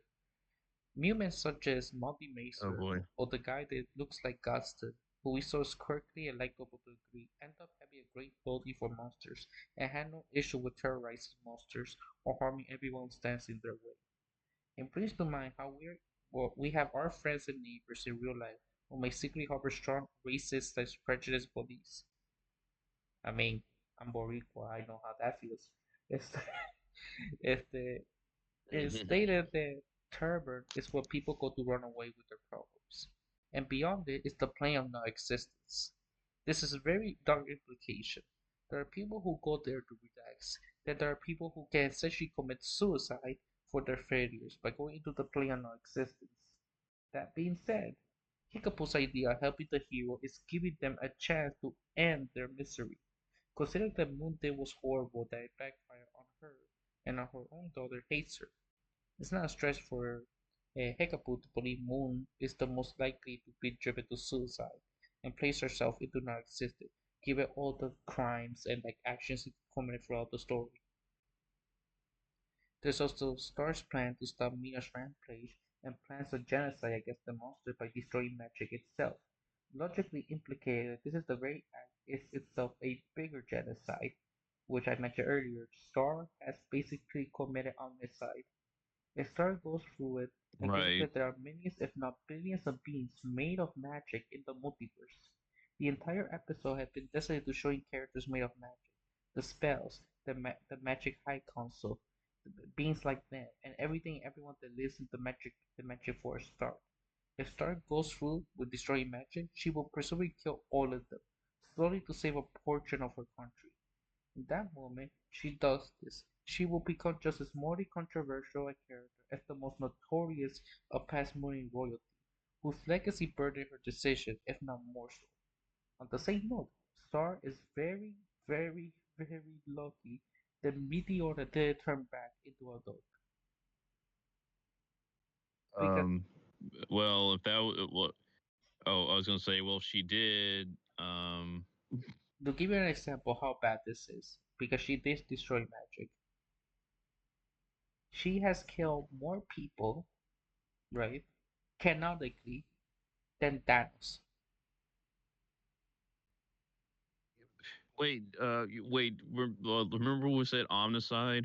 Yeah, You see how big this is. You see how bigger this is. yeah. Considering how wide that actually was, I'm gonna call this hyperside, which is just where it's such a big number that's actually even impossible to even achieve such a feat, basically, even if you Remember, wanted to. she had committed multiple homicides, more than fucking Thanos, which is crazy of a statement, in order to protect That's her, not good. in order to protect her kingdom, which, by the way, she's not even a legitimate heir to the throne, but she doesn't know it. And then that last part on the same note, Star is very very lucky that Meteora didn't turn back into an adult. If she did turn it back into an adult, well, Given that she Meteor already has hatred for Mewing, given their history of genocide, if they found what Star did, uh, game over. well, here's the thing.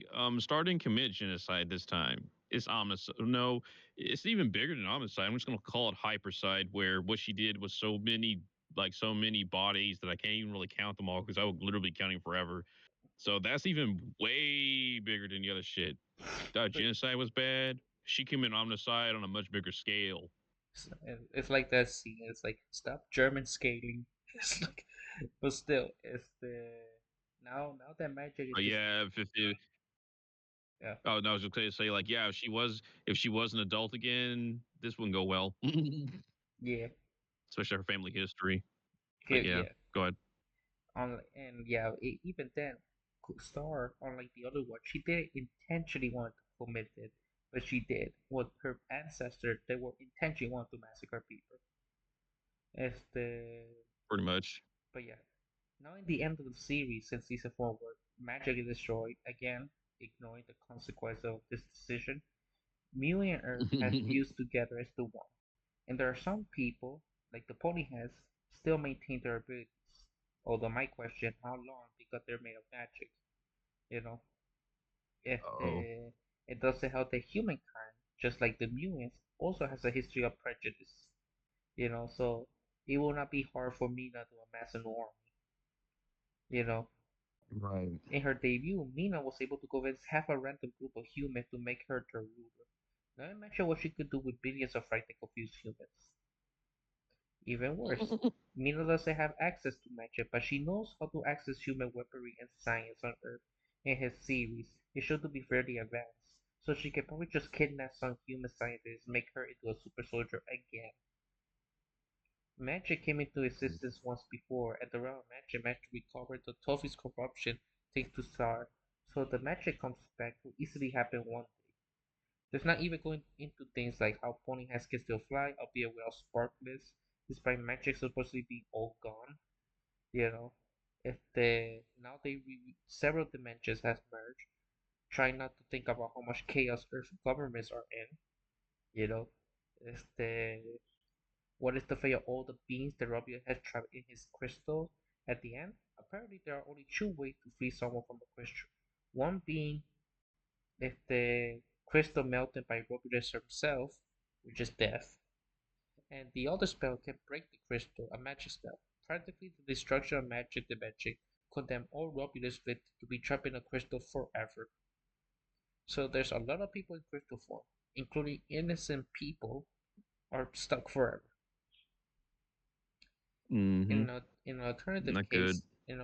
case, in which if the crystal disappear at the Romulus death, all the dangerous creatures that were trapped by Romulus would be free. And it was right about the Uh-oh. evilness that would not end well. Assuming they're truly evil in the first place, Romulus has pretty skilled definition of what constitutes a bad guy. Not to mention, one crystal has a black hole in it. Well, that doesn't help anything. So, That doesn't help if anything. that thing breaks, the one with the black hole, you automatically destroy the planet. Pretty much. That is just on the side in its own way, like naturally though. Yeah, now the humans are powerless, in this case, good, and Seth's fate is unknown. Seeing that it's the only way he or his species are capable of dying at all was the spell with no name, unless Moon killed him with it. He's still out there, still extremely dangerous to the point that Globor is scared of him, and still a racist who would rather see everyone suffer than accept peace with the humans.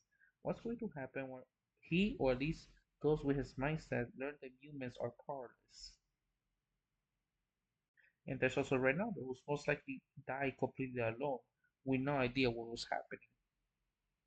And there's also the Man in Black are going to have a field day with Mewing. Mm-hmm. If you don't know what that means, that's basically Pretty much. the U.S. government. Again, going I back to know. I the know. political thriller again. It's like once they found out magic and Pretty supernatural much. creatures are real, they gotta have. This is like, yeah, all your conspiracy theories are basically coming true in this case. If Pretty the much. Of course, while Star and Marco have finally ended up together with nothing to keep them apart now, what's going to happen when everyone whose lives have been ruined by them both destroying all magic and merging the world together to find out what they were responsible for it? Two results.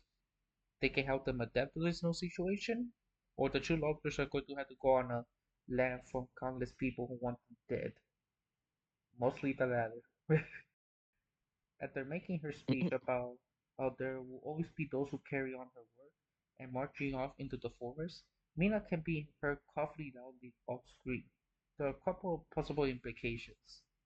Losing to Solaria enchantment that kept her alive and in top form all those years may mean that the time is starting to catch up to Mina, and her body is beginning to break down as it starts to feel his true age.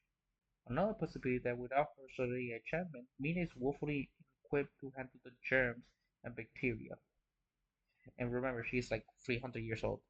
In the forest, it could succumb to Right. allergies at best, sickness at worst. So there's a good chance she will die from a disease in the forest.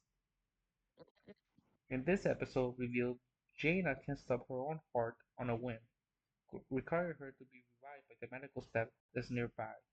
While it's played for less and provides Marco with a distraction, think about the implication.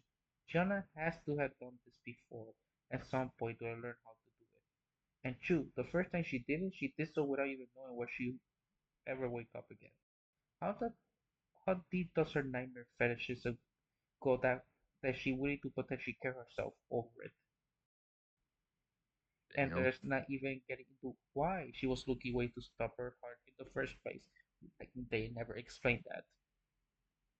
They Imagine never explained that. Yep. Imagine how her parents must have reacted when they heard their daughter's heart stop if she had been revived, and the fact she was self-inflicted makes it 10 times worse.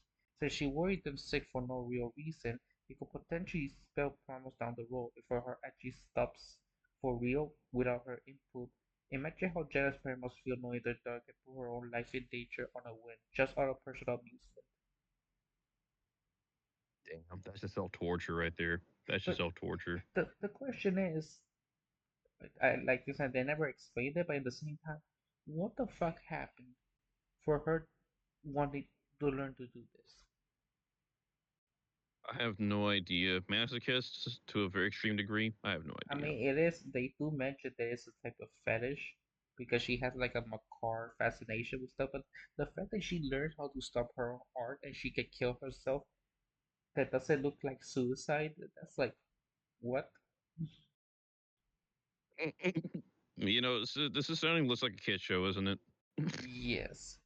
And again, it's still Like now, it's it still doesn't sound like it. unanswered question about who is the true royalty. Who is controlling behind the scenes? Who the fuck are these mysterious fingers in the high magical console? Like again, this is going to like political thriller territory. Like what the fuck is happening here? It's like I have no idea, man. Like that's what I find so freaking odd too. It's like, how is it that we still have all this other shit going on, and we still don't know who's really running everything? And then, as you can see in season 4 with the fridge horror, that what's his name basically is still at large. So we have a few characters that's like still out there somewhere, yeah, and there are then some basically Star characters. committed on the side on a much bigger level. And considering that it's basically a political horror, if you when you really think about it, it's like, okay, so I guess this show feels a lot less like a kid's show when you look at it. It's no wonder why, like, weirdly enough, Uh-huh. because going through all the seasons with the fridge horror, especially like the way the setting is for the marriage, where the man has no say and the women does, and like you said, they have like their own female. I forget what name you use for the king, like the gender bent version. And Yeah, then the implications that Marco did with having a baby with a girl, Chris Hansen. pretty much. And then on top of that, what don't make it look any better is that as we go into the next seasons, it just turns into basically the humans, like when you were talking about the whole cannibalism thing. Well, apparently it was more accurate than you thought because they are related to humans, actually. Yeah. So that doesn't help. And And there's then the fact that Star, she's yeah, illegitimate, I should say. and there's another sci-fi that overlook. Like Star has the magical wand that can destroy the universe, right? There's this Mhm. one dialogue where she mentions because she always sleeps with the wand, right? Especially like on the Right. and she said it herself. I shouldn't sleep with the wand because of radiation. Oh, So crap. so technically speaking, every day she's using this wand, she is accidentally giving everyone who isn't magical like Marco cancer. Basically. Now I'm curious. Out of the seasons, what fridge horror can you come up out of that yourself? Like looking at it since it's such a political horror, I think season three goes into more into political horror side more than anything because that's more the revelations of her family history to play. pretty much. Yeah, because I mean, considering season 3 and how that went, that shit definitely does dive deeper to where we're like, wait a minute, her own family has committed genocide multiple times, and then her herself accidentally committing something even bigger, homicide. Yeah. So that alone is already like, this isn't looking too good. And there's also like a strange parallel between Star and Eclipse. They almost Yeah, pretty much. they have like the same character dynamic. Oh, give me a second. Right. Oh, But yeah, sorry for the pause. But like I was about to say earlier, there are other Oh things. yeah. There are other things in Steven Universe. I mean, Star versus Evil. My mistake. I was confused. Or If yeah, I was gonna say. they Yeah, I was both, gonna say. if they all have creepy elements besides the casual murder and genocide, like the horror element. and on the side. Yeah. Also, people notice that the wand itself is technically a corpse Pretty much. because they found a skeleton piece in the wand, meaning that it's made of a Oh corpse. boy. And there's also another information that Toffee, right, knew a certain information Right. about Star that nobody, not even Marco, knew.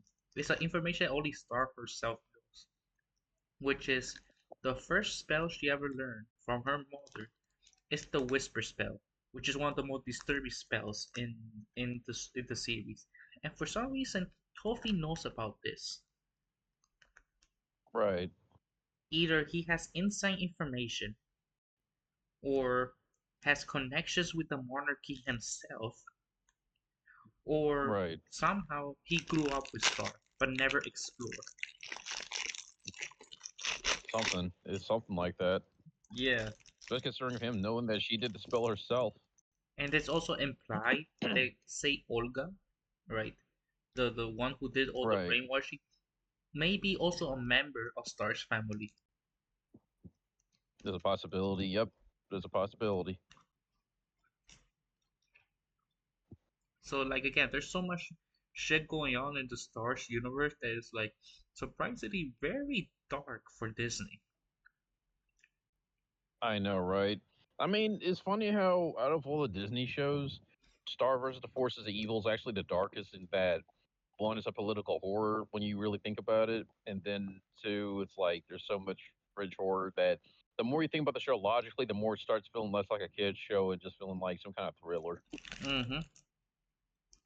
And then, as I mentioned, the whole dynamic with how like the monsters have been treated by the humans, and then given that even the humans themselves, especially when Star decided to like mix them, or like when she made that one spell, it's like then everything just kind of went bad that way. And then I forget the name of the one with the Meteora, where like good thing she's not an adult, otherwise things wouldn't be going well for Star in that situation Not only that, it or also that implied episode. it also implied that Eclipsa, the most evil Uh huh. character in the series, may be it Right. is Star's ancestor. Something like that. Yep. And even though Yep. this is more That's of a definitely. there's also a comedy episode where the episode called The Baby that we're doing babysitting, Hmm. and apparently Star is scared of the baby Uh-oh, that's a bad sign. because she That's a said bad sign. she has magical ability that she hasn't seen since Eclipse. Oh. Oh crap. So yeah, there's a lot of bullshit that goes on that doesn't explore. Like for example, there's one random episode I can't remember. They never explore. They never explained it. But for some reason, in the beginning of the Uh-oh. episode, Mark has like a fucked up nightmare that's never been explored nor explained. Oh crap. And remember that he That's has. not good. And remember that he had a monster in his arm that was a tentacle. Yeah, I remember that. But it turns out you can never get rid of it. Despite Mark going back to Yeah, I normal, remember that. the monster is still Part of his inside. DNA. Yeah. Yeah, it's part of his DNA. So it's like Damn. so again like the royal family, who's by the way illegitimate, has this so much fucked up shit. Oh yeah, for sure. So many genocides. So little time. Yeah. And the problem is, you can blame the High Magical Council because the Eclipsa, who is basically the main overarching villain, she didn't do nothing wrong. The, Ironically enough, right? the only crime she committed that she fell in love with a monster and had a child with a monster. So the High It Commission, was funny how uh-huh, I was gonna say it's funny how the main characters of the show somehow ends up being the most fucked up, especially with the family dynamic, and then the villain of the show. The only crime that she's done is fall in love with a monster. yes, Isn't that something? I It's like know. out of all things, it's like wait a minute. It's like wait a minute. You're the one that actually only fell in love with a monster. And then the other one is like, and you're supposed to be the good guy, but your family committed so many genocides. You committed homicide. Like, what the fuck? Yeah, That just feels weird. I know. It's And one of those also, things. It's one of those. Oh, I was gonna say, like, it's one of those things where it's like the villain actually truly isn't the antagonist in the sense of destruction. It's actually the protagonist. yeah, It's like, wait a minute, something's wrong with this picture. You're the one committing destruction, while the other one just basically fell in love with a monster. That's it, and had a baby by him. yes. It's like, wait a minute. So who's supposed to be the villain? Who's supposed to be the hero? It's a switched up. And It's the a switched up. and the question is, how much does Star actually knows about this? That's a good question. I have I no mean, idea. she does learn, some of the family secrets here and there, but she doesn't know that Right. her family is illegitimate. No, she doesn't actually. And this raises another question: the Book of Spells. Only royalty can use Book of Spells, despite the fact that she is not royalty, but she can use the Book of Spells, Right. which implies two things. One, it's a complete lie. The statement is like a form of propaganda to convince people, hey, you can't use that, you're Right. not royalty, or that Right.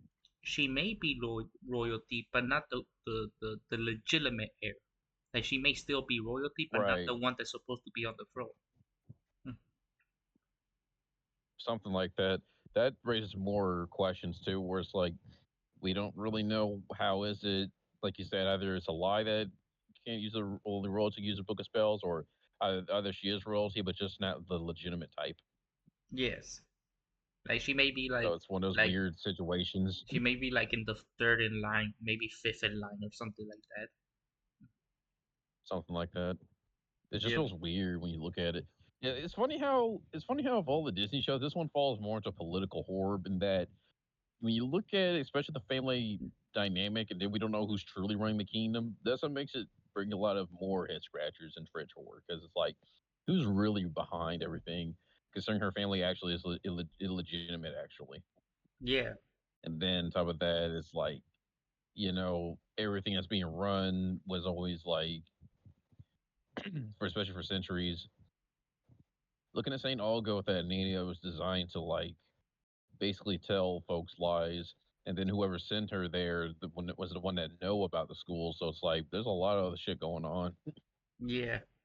Like they know what they do for brainwashing and like they did the mark of torture, and then not to mention, well, one of Star's boyfriends that likes to torture folks that have dated her.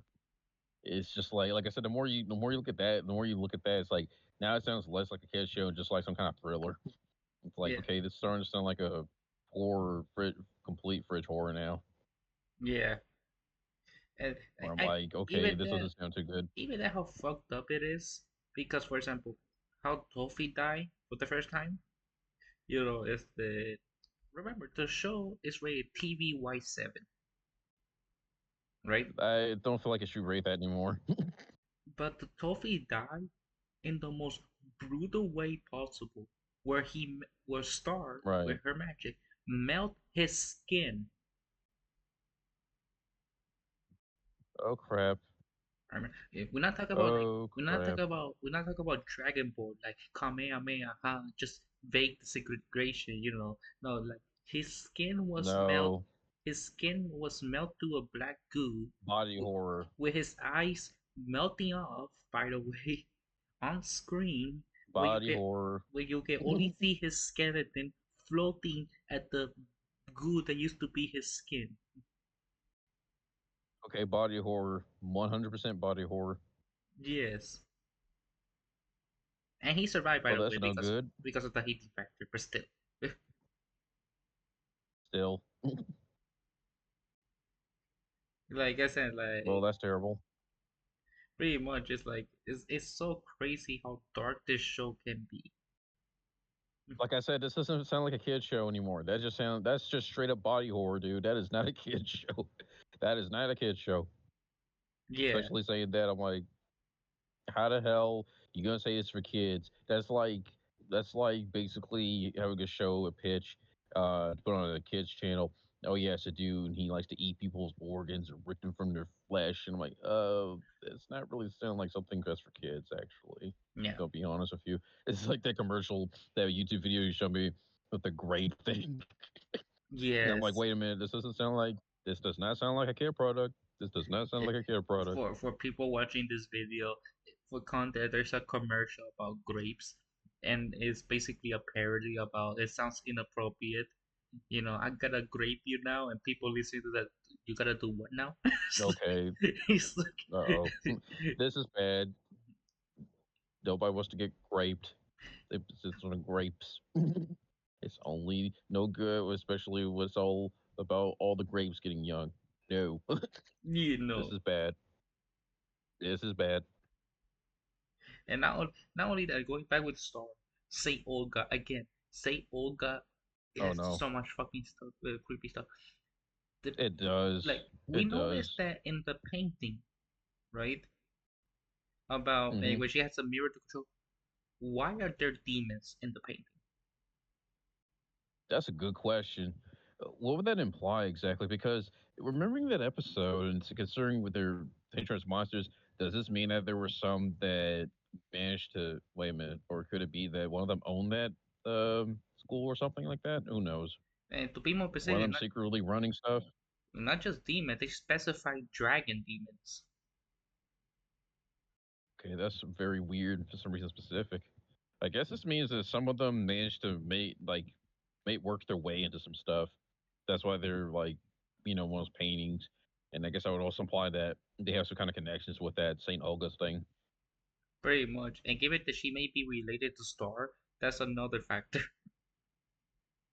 pretty much. Yeah, that is another factor. Yeah, like I said, there's so much horrific shit that goes on that like this weird political thriller going on in the background, the untold history of massacres and genocide against the monsters, you know, the weird connection with the demons that's never explicitly explored. Although it's been Never established, sport. although it's still established that demons are just monsters, just like a subspecies, right?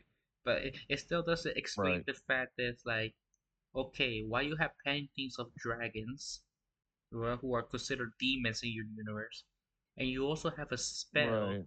and you also have a spell who can send people straight to hell. Oh crap. The hell spell. Yeah, a Black Velvet, Literal hell spell. like Black Yep. Velvet Inferno, which again, like we read the French horror, they're using the Latin version of Inferno, which means hell, not fire. Italian. Yes. Yes, using the Italian Latin term of basically hell. Red Velvet Inferno. What does that mean? Yeah, Yep, this is not good. This is not good. Like, it's funny how they literally just basically mention hell, even though at one time, just subtly, and then just never brought it up ever again.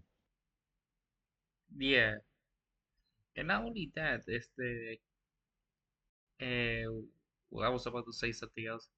Like not only that, the kingdom But itself is also very unequal because the few cases we do see no, yeah. the kingdom outside the royalty section, like what does the average population hmm live? They live in slums. So basically, everybody's living in poverty. Like, Wonderful. we even have a moment where a random kid who looks like he's fucking feral with rabies eating rats. Oh crap. Again, if this is how they treat monsters, how do they view other humans within their kingdom? Do they see them as inferior as well? Who knows? Probably. If I had to guess, yes. And again, the casual murder slash cannibalism. Okay, I guess cannibalism is a running joke in the series. Well, you see on the first floor page, literally says that mutants and humans are pretty much related. So yeah, it is cannibalism. Yes, and there's even like a restaurant on the board where they mention like, it's like, oh, you can eat people for 50% off. It's like just casually eat people. Oh, great! I would sure hate to imagine the premium. It's like okay for the deluxe version, that's gonna be $89.99, and for the pool ones, it's gonna be $199. Okay, why gotta be cheap with people who aren't rich, man? Like, come on, Yeah, this is gonna be a bad one. They gotta literally be so freaking gonna be dastardly like that. It's like, oh crap. Like you only, of course, the rich ones you're gonna definitely give them a decent price, and ones that just can't afford it. Oh yeah, sure, just make it be $10.99 because that's just yeah, helpful. yeah. Because like I, But like I said, like it's so weird that like everything is almost interconnected. And also, who the fuck could chose the magical high council? actually, I have no idea. That's never been explored either. And they're basically the ones that actually control behind the scenes. Yep, and sadly, they have never been exposed and never will be. Yeah, it's like I said, like so much fucked up shit. Like I said, the show is so dark, second only to Black Cauldron, and that's just a single movie. They when they remove 11 minutes of footage, Damn, 15 minutes. Yeah, damn. and I you know just can't what? believe Now that I think of it, I'm surprised. what. There hasn't been a revolution against the Butterfly family. Me too. Now that you mention it, yeah, why hasn't there? Surprisingly, there has been like a revolution against them for concerning all the crimes that the family has committed. Given they are publicly blamed for Moon, Eclipse, the Monster Massacre, the the correlation of worlds, like the kidnapping, the brainwashing, they all know this. By the way, the public are aware of this. This is not a secret, right? Except the illegitimate part, but like everything else, they are aware of this. I'm surprised there hasn't been a revolt yet. I know, right? I mean, my guess maybe there's an underground, but I highly doubt that. But I mean, it's like that's my best guess. Like there's an underground guys working to deal with that, or I don't know. Maybe they just I don't know what to tell you on that. To be honest with you, why there hasn't been a revolution against the Butterfly family? Who knows? Yeah, and That's even also more odd. That's even more odd. Yeah. and apparently, in some episodes, Star, given that she's a magical being, right?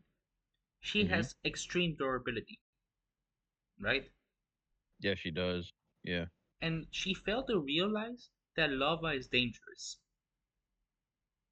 She failed to realize the law was dangerous. Oh crap. She almost killed people because they thought you can swim in lava. Oh crap. It's the and also like what other thing they mentioned in other episode like, oh yeah, there's like random a fruit. I can't remember what fruit it was, where just by licking at it you turn into stone. Oh crap. So how Well, so many much for a glance, because that's gonna turn you into stone. how many people would turn into stone without realizing that thing would to do that? Because it looks like any other fruit. I'm gonna guess a lot, a whole lot. Yeah. And also like, was it like at the Meteora's father? Like because she's half monster. Uh-huh. Uh-huh. It turns out that he actively enjoys eating the humans, Wonderful. He enjoys eating people. except his wife. He is literally a mutant. He is literally he is literally a mumitarian because he loves eating humans. Pretty much. So it's It's like, like gonna goggle him up. Vegetarian isn't in his diet. That's just too raw for him. Now he likes to have some fresh meat, specifically Yeah, from the village. pretty much. It's like, and like I said, given the similarities between the Eclipse and Star when it comes to their life experiences, like both were Hmm. gifted magic users. Both fell in love with a non-human, like in her case was a monster, in Star's case was a regular human or a precursor to human. You know, that they both were Hmm. highly pressured by the kingdom. The only difference that Eclipse was brainwashed, erase her memories, and discriminated by everyone because the audacity she fell in love with a monster. And Star, she could have also suffered the same fate if they were not as prejudiced to humans. Right. So it's like, oh yeah, there's also the fucking super social program that we overlook. Right. What are the chances, you know, this super? How many people involved in the super who were voluntarily there? The Super Soldier program. Yeah, I highly doubt anyone was voluntarily there, other than just against their will. Yeah, if the and we know that they caused their own problem because time travel is a thing, where Kloska took Meteora Right. in the past, and they're the reason why Toffee became who he is. Right. And he's also the reason Koska gave magic to the early humans, who will become the mutants. So everything boils down to him. Pretty much. And by the way, he also knows that Star's family is illegitimate. He's one of the very Yeah, few he does. characters. Weirdly enough, but that's never explored. Yeah, it's Yeah. like again, like there's so many fucked up scenes, and like when you really just think about the lore and the world building, I'm like like how messed up it is. It's like I know I sound like a broken record, but there's so like I said, these are 4 seasons of so much detail that happens in the background. You have to sit down. It's like, wait a I know, right? Especially considering everything else that happened in the show. The more you look at it, especially like I said in the background, and the more you think about it, it's like this show is a lot more darker than you realize in hindsight. Like it doesn't even help that if you look at the cover, it's like, oh yeah, it looks cutesy and shit until you really think about it. It's like, wait a minute, this ain't so minute. cutesy once I start seeing what's going on here. This is false advertisement. This is the surprise creepy factor.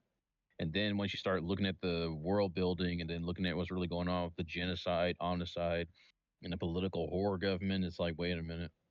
This all lets on, especially what it said about like, well, I hate going that direction. Like what happened with Marco dating I'm not even gonna say the age, but I'm Yeah, like, yeah, this is a Chris Hansen situation. yeah. This is a Chris Hansen situation. Unless it's one of those cases they explain where he goes back to his timeline, where his memories get erased and goes back to his old self. Maybe that's justified, but before that is a little weird.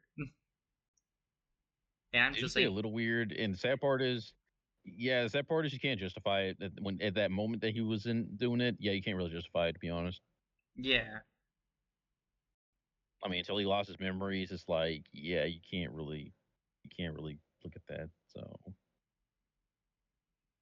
and then on pretty top of that, and then on top of that, like when we go to season 4 of their fridge horror, then it just kind of dwells into pretty much basically everything that happens in the aftermath of like finding out stars, little family secrets, and then basically killing all the magic people, or at least people who are connected to magic. So that basically stirs up everything. They all get murdered basically. pretty much. And again, And then the there's a fact that and stars murder people. yeah, and also the weird pattern of baby kidnappings. Oh no.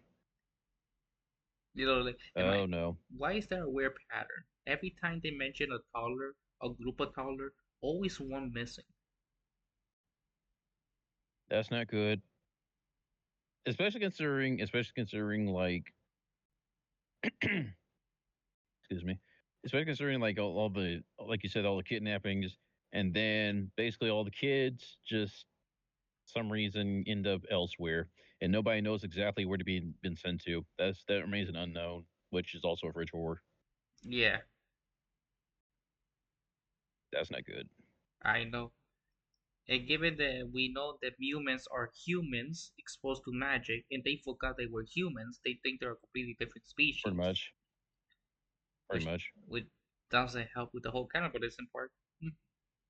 No, it doesn't. And also, But to be fair, it's also been confirmed as well indirectly that Tom, Star's ex-boyfriend, what? has also eaten Uh humans. huh. That's not surprising. Wonderful. Yes, Now he knows what Marco's type tastes like. Great. yes. So I wonder, this is more like a funny statement. It's like, I lost her to a food, like in his perspective, to my. Mm. I think it's more like, I lost her to some meals. It's like I lost her to my favorite meal. Like When I I don't even say know that's his favorite meal, but when I say play with your food, they meant literally. It's like, pretty much. I swear. Or it's like she'd rather be with food than be with me. That's not fair. it's like the Yu-Gi-Oh clip of like, it should have been me. It's not fair. Yeah. But I think I think we explore everything that needs to explain Star versus Evil. So any Yeah. final any final Until comments? Well, I was gonna say like until we can think of more fridge horror that at least we can think of on our own for Star vs. Forces Evil page. Yeah, we pretty much covered everything, especially considering cannibalism, the genocide, homicide, and political horror crap. And also the fact that Star Wars had some crazy boyfriends. And one of them Well, considers at least Marco to be a at meal. least one of them. We don't know she ever Well, I dated before mentioned Tom. well actually the other one named Oscar because he was also like Oh yeah, crazed and like oh yeah, I forgot they about him. Yeah, yeah.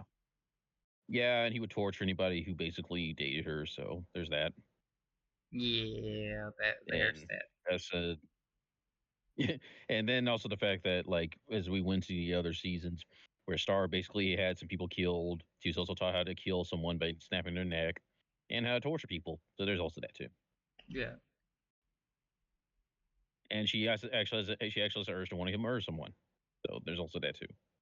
yes, Yeah, yeah. This feels less like a kids show and just more some kind of like some sort of thriller. Kind of like a similar thing that we said in the America's Playbook show with Marionette's creepy obsession with Adrian. yes. Except this is somehow worse because at least it's just one person to another person, right? It's just very small scale, right? This is very big scale. Right. Pretty much. And but yeah, I think that's everything we have for the moment because like we can go to the nightmare page, but it's basically repeating the stuff, going like more detail about Pretty oh much. this character got stabbed or this character got Pretty crushed his much. feet. You know, it's like I mean it is fucked up, but I think I'm more consider it horror. You know, it's the so yeah.